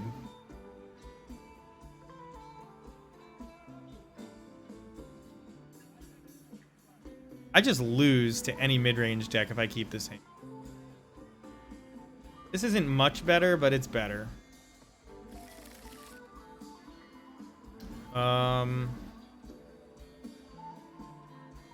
If I draw a Snoop, I'm going to want to keep this, but I also... Not likely that I draw a Snoop. Got all of our lands in painlessly. Alright, good call on mulling the I lose to any mid-range deck. Of course, because I trashed the blue-red Ragavan and said we haven't lost a match to it in a while, we're going to lose right now to go 2-3. But you know what? Because I'm playing bad. I'm already calling it. They took my Sokens on.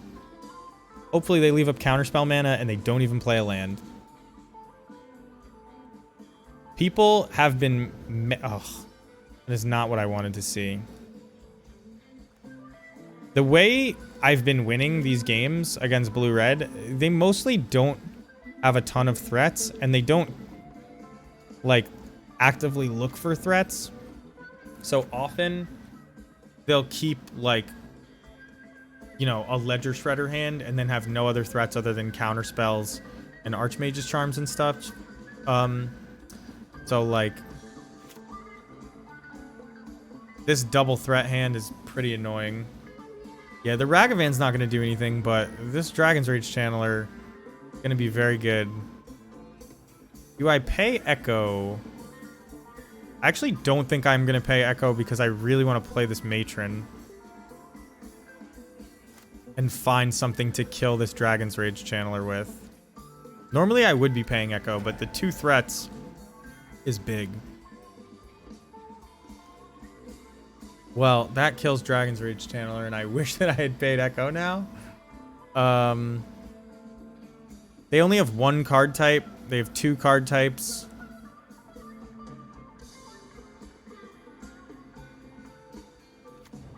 I'm just going to play this Mog Fanatic out. This Mog Fanatic is so good.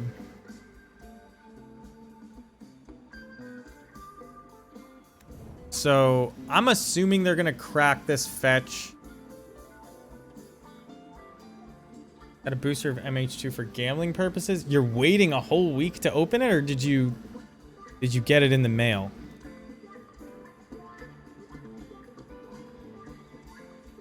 So they have land in the graveyard now. If they cast another Consider, the most I can put in... Yeah, so this is dead no matter what. So we're going to do this before it gets out of hand. The most they can cast is 1 spell. Now, here's where the second Dragon's Rage Channeler just wrecks you.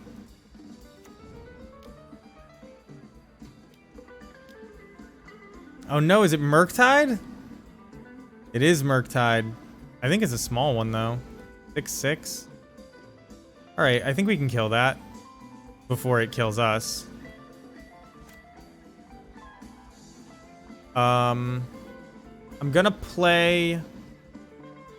I'm either supposed to play Sling Gang or Ringleader here. If I play Ringleader, and then next turn I Matron plus Munitions Expert, that's 3 more goblins. That's not enough to kill this. So I'm gonna play Sling Gang. Oh, I have to make black mana. Make blue mana this time to assert our dominance as well. Junior girl with huge booster luck to open it. I see. I see. So we're just going to pass because we need every goblin in play. I guess we don't need everyone, but we can't afford to lose 2.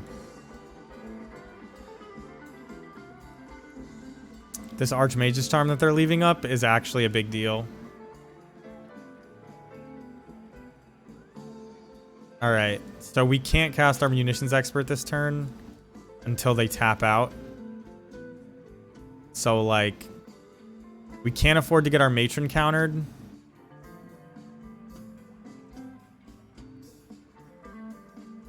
I'm gonna swing with everybody but the Sling Gang. Because we need to put pressure on.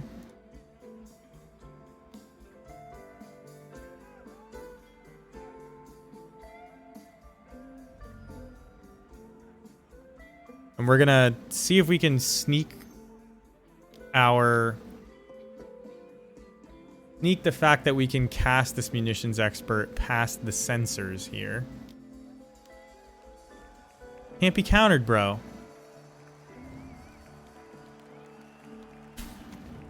Okay. Well, we snuck the uncounterability past the sensors, it turns out. So now, even if they have a removal spell, this Murktide still dies. So they have effectively lost this game with that play. So that's how you beat it. Yeah, you you play people who are just as tired as you are, and they counter it by accident.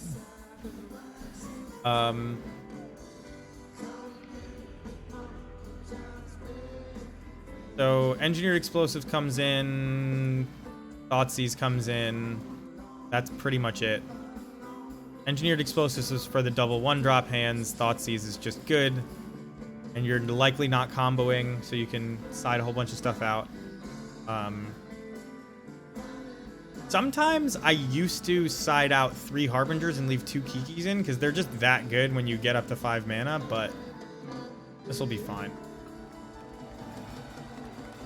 Irina even asked you, that's... To be perfectly honest, I think that should be like a feature. I don't find it... I think I'm gonna mulligan this. This is like not very good. This probably doesn't kill a Ragavan. And it's 5 lands. We don't get to put any... We're gonna mulligan this. Oh, this is just so much worse. All right, we're going to 5. I'm very upset. I'm very upset. We're going to keep this 5-lander, or this 5-card hand. And we're going to throw back all of our 4-drops. We lost this game already, though. 2 5-landers and a 1-lander. Let's hope that we hit land. And let's hope that this isn't Ragavan plus removal spell, because that's really how we lose this game. And it's not. We're okay. Ooh, that's a good draw. Aether Vial is very good on low mulligans, especially because it not only accelerates you in the good hands, but it's acting as many land drops here for us. So I'm very happy with that draw.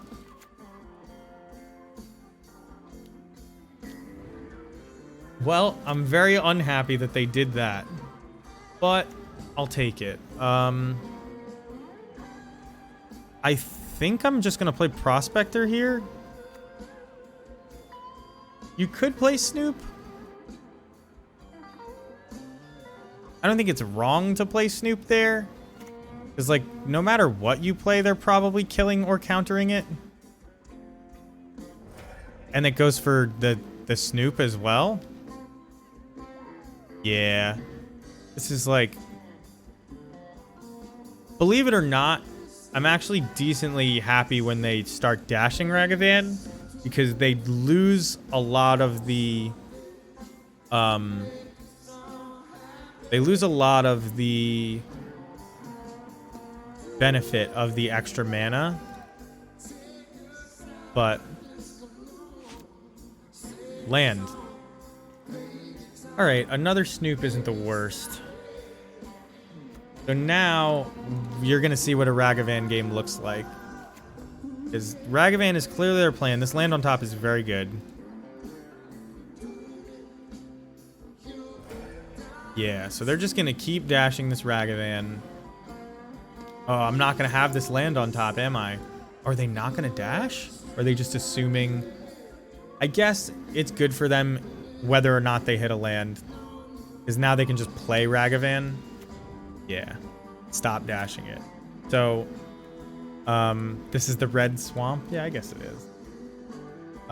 It definitely matches the whole aesthetic. I like it because, I mean, I'm pretty sure this is urban. Pretty sure this is a city. And this is also a village, city, whatever you want to call it. So I like the idea that there's like a night and a day version. Goblin Matron. In the face of this Ragavan and having only 3 lands. And they only have 3 cards in hand. If one of them's a Murktide, I'm almost certainly losing this game. I can't cast Fanatic and Snoop in the same turn, which sucks.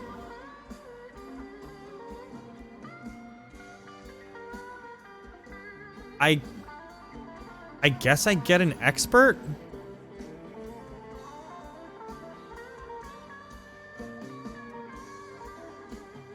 I mean, I could also just get Mogwar Marshal, and I know this Ragavan isn't going to hit me. Although they could counter it.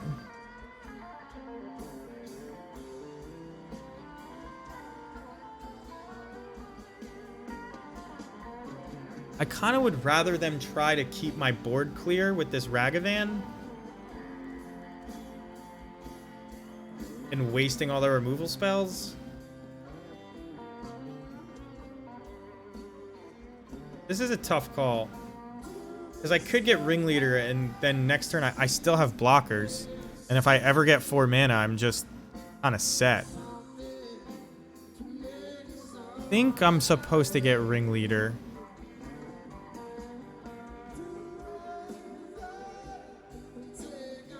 They could start countering me, which would be unfortunate. Because, like, now they have enough mana that they can counter and kill my blocker. They play Expressive Iteration. What do they exile? Lightning Bolt. So, this is, conveniently for them, this is going to be Archmage's Charm. And able to kill my blocker, which is kind of like what I was afraid of. Think they play that? They probably should, but it does tap them out. They're not playing it. They know what I drew. That's pretty good. I think I'm just gonna play this Matron out. And now this time, do I get a Mogwar Marshal? Doesn't matter. That's exactly what I was afraid of.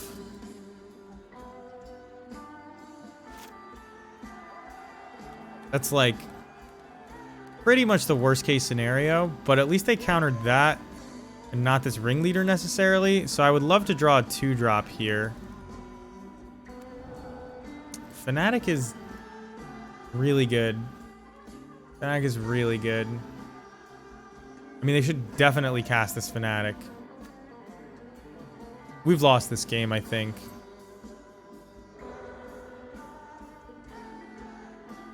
There's no way that... Yeah, okay.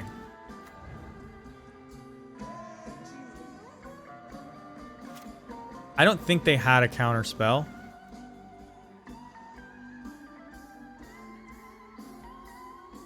I'm going to play the Snoop to draw out a counter spell if they have it.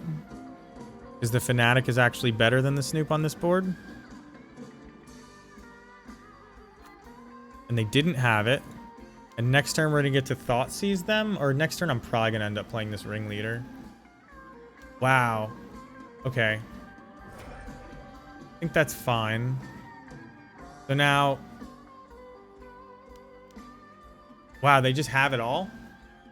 Alright, they just have it all. This is what it's like to... Wow, and they're gonna... Alright, we lost. I'm gonna let you see this because it's fucking bullshit, but... They're about to steal my Thoughtseize, take my Ringleader, and I'm gonna draw a land. That's the call I'm making. But that's what happens when you get hit by Ragavan. And they don't keep dashing it. I guess if I just hit Sling Gang here, I can still win.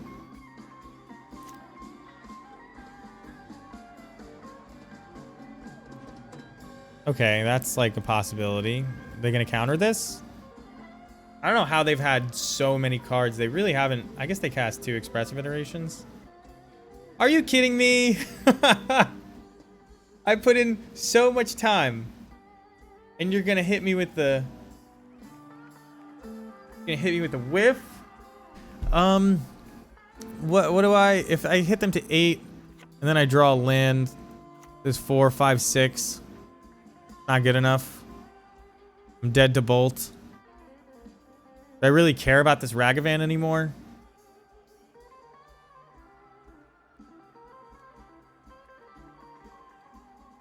I guess I have to block. Guy's just Goblin? Yeah. He's got no gang. There's no ring to lead. I imagine this is another Ragavan in hand. Which is why they haven't killed my thing and they haven't countered my thing. It is such bad luck that's the second whiff tonight. They are not common.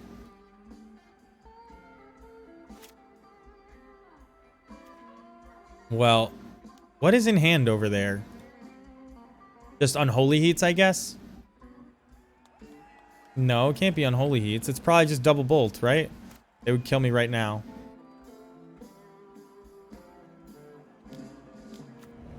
It is another Ragavan. Unless they just drew that. What do you got? They get a Snoop. I actually am unironically dead to that Snoop. I don't believe that I can really play anything that keeps me alive in the face of a 2-2.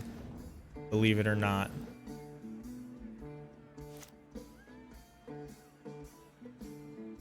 Let's see, though. They're drawing a Steam Vents. That's good news. Counter it?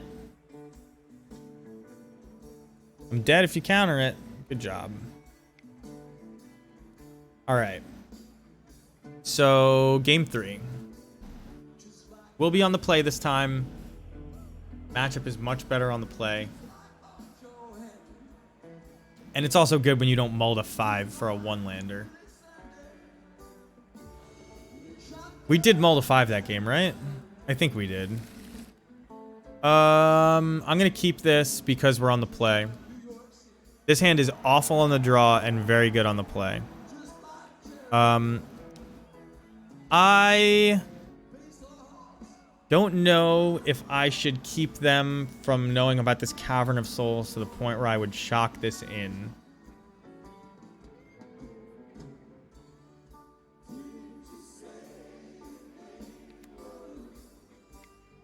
Apparently the answer is no.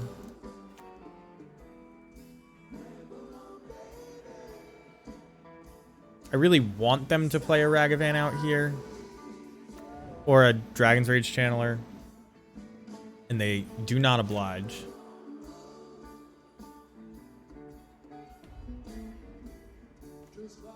So I'm just going to play this tapped. They could dash a Ragavan at me. They dash a Ragavan and Thoughtseize. I'm gonna feel dumb. I should have just shocked it in.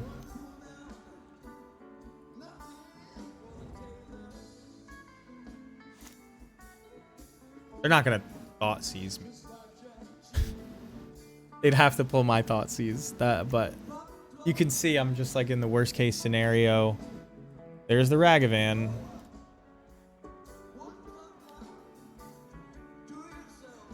And we could have killed it had we done the thing. But turns out all they get... And now, see... it's such a bummer. Is now... The Unholy Heat mana that they get to keep up as they continually dash this Ragavan actually might lose us the game.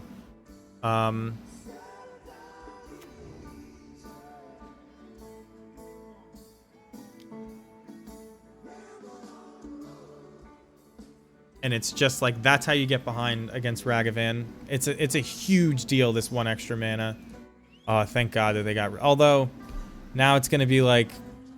they play a land and then dash Ragavan, and we're in the same spot. Hopefully they forget to do that.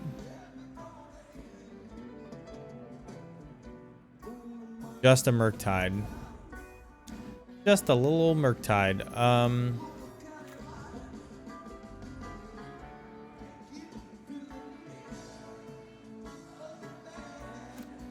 So to beat this Murktide, we're gonna need to double Munitions Expert at some point.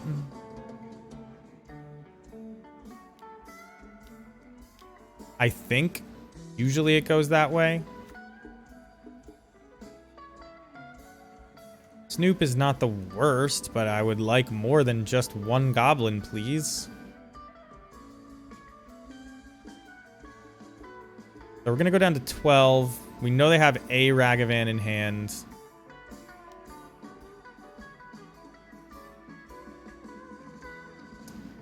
I'm not going to vial in this Pashlik Mons.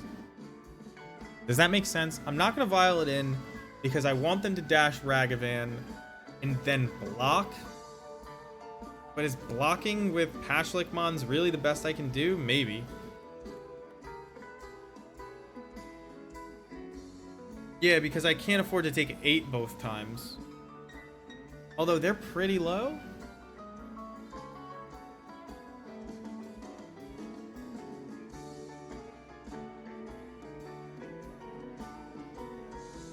This is going to be very close. But taking them to 14 actually sounds really good. Even if they hit me with Ragavan, yeah, I don't care.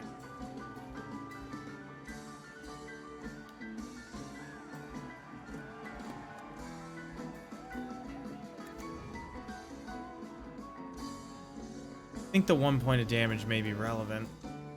I hate it.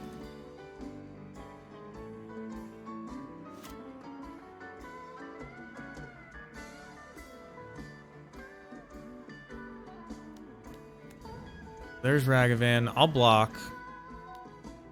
I think I'll block. Yeah, especially since our vial's ticking up.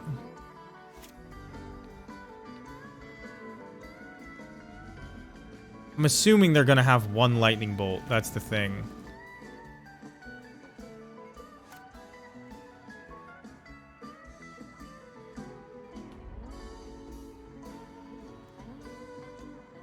That's a pretty decent draw.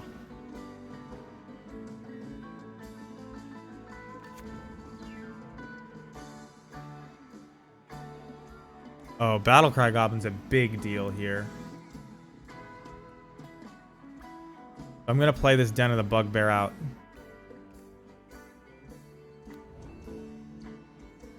And then we'll play Uncounterable Mog War Marshal.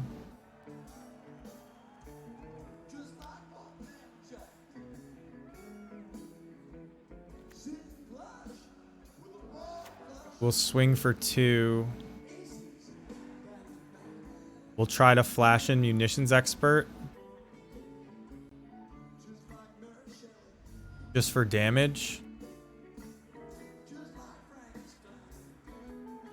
We're dead to double bolt, but we're never beating double bolt.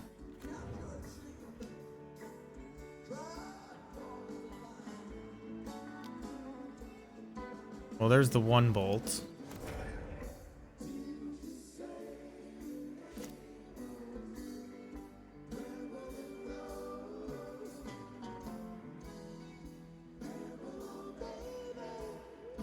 I don't know. I put Battlecry Goblin into play. And then I pump once. Only 4 damage. It's not good enough. I need to get another thing down. And I need to pump twice. So that even if they kill Battlecry Goblin, I still win. Man, drawing a Sling Gang would just make this, like, easy, but...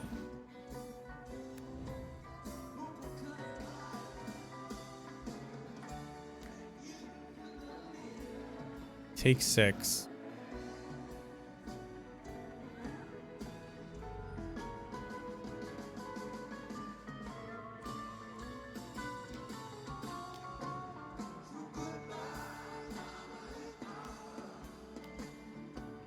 They counter that.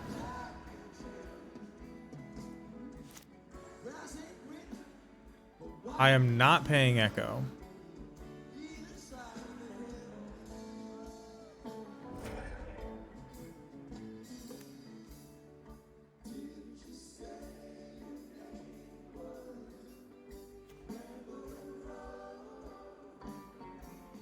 Damn, do I wish I had ticked it up. I thought about it, but there's more Sling Gangs than Kiki. Well, there's just as many, but there's also ringleaders.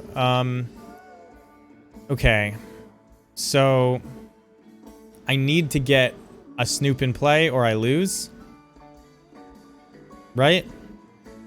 Like, because just Battlecry Goblin dies to a bolt. So I activate a bolt to... But do I win if I play the Snoop even? 1, 2, 1, 2. Then I activate, so it'd be 3, 4, 5, 6, 7. No, I don't win. If I lose to Bolt no matter what. That's what it comes down to. I don't lose to Counterspell if I just play Battlecry Goblin. So I guess we're just playing Battlecry Goblin.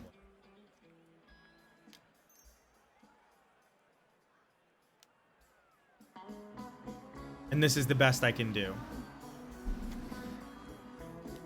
But if they've got it, they've got it.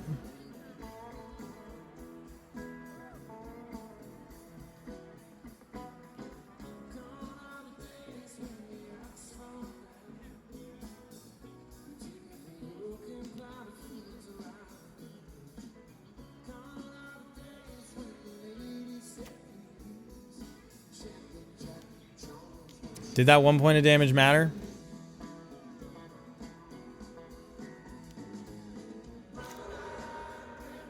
Oh no. Don't have it.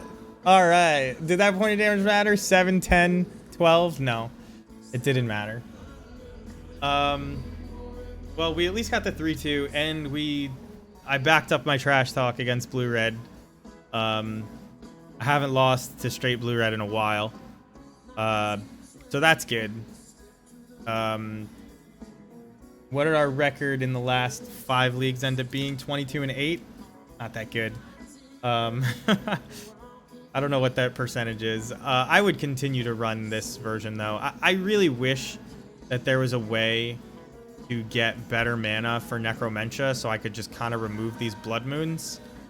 But what happens is as you try to get better mana for Necromentia, your mana gets more painful, or it becomes like this Blightstep pathway stuff, and you lose the utility of Sokenzan and Den of the Bugbear and things like that. Like, this is 15 black sources, and ideally you'd have 18 that could cast Necromentia by turn 3. So, like, being 3 short isn't the worst, but it's certainly hard to cast. I think the better option in the meta is Necromentia, because I don't think Titan decks are common, even though that was one of our losses. Right now, I don't think you have to worry about them that much. But obviously, Blood Moon is good against them. Necromentia is just as good against them. Yeah, I mean, you could remove all your utility to just play Necromentia. And if you were in a turbo combo type meta, I would recommend it. But Cavern is too good. Getting the Painless basics is too good. Den hasn't been great recently, but it's just so good. Like, don't get rid of it. And Sokenzan is good enough. You could go up to one more Wooded Foothills instead of this. And then you have how many? You have 16? I don't know what that means. Do we open all the chests?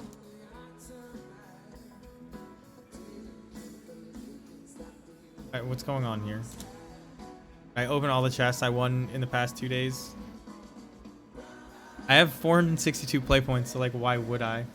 Not a fan of manlands. Well, that's insane. I'm just letting you know that.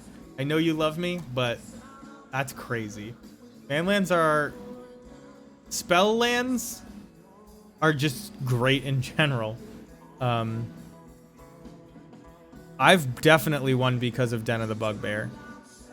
It's just very good. It's just very good. Having lands that also do things when you have too much mana, which admittedly is not something that happens often in Goblin decks, but like sometimes you just run out of spells and your Den of the Bugbear is gonna get you there. There was a game I won earlier tonight because of a Den of the Bugbear, I think. It was against a Ragavan deck, actually. Yeah, we only play one land that could possibly come into play tapped, and it's one of the best man lands ever printed. So I don't think that we're at any... I don't think we're in any danger. Some people don't even play 24 lands. That's the beauty of lands that do more than one thing. You get to play more lands than you normally maybe could tolerate, because this would have been not a land if I drew it, right? So like if I really need mana and my 24th land, you know, comes into play tapped, it also might have just been like another Mog War Marshal. You know what I mean? It's like not that exciting. We're gonna open the one chest we got from this 3-2, and we're gonna go raid somebody else. But anyway, thank you guys for joining me, my first stream back. I thought this was a Tarmogoyf and I was excited. These cards are garbage. Let's get down to 15. Get to a nice round 15. Right Climb Path. I think I actually already own 4 of these. Yeah, I do. They're worth like $2. 3 chests. Rumming Stone? Nobody wants that shit. Don't open your chest, guys. Don't do it. It's a scam. Anyway, again, thank you for joining me on this lovely Friday night magic full of modern leagues. First stream back in a while. It felt good to be back because it's been so long. I've been so busy. I was glad a lot of people showed up. I like Bruce by a lot. We're gonna see if there's any smaller streamers. Pimp Donnie's a smaller streamer. Not that Bruce by normally gets that many views either. You know what? I've been watching Bruce by for years, and I love to finally be part of the community enough to like be able to raid people and be like, "Yo, I exist." So we're gonna raid Bruce by. Because I don't want to watch Blue, White, Red. I'd rather watch this nonsense. So, anyway, tell them what up. Thank you for joining me again. If you're watching on YouTube, come follow on Twitch so you can be here live and tell me why I'm bad instead of telling me in the comments when you have 6 years to study the lines. I made so many punts from streaming tonight. I have no doubt that I would have won that Titan game. I would have won that Titan game easily if I was not streaming, because I would have sat there and actually checked if they could Cultivator Colossus. But they did kind of crazy rattle off 6 lands in a row to beat us, so whatever. Anyway, I hope you all have a good night. See you next time.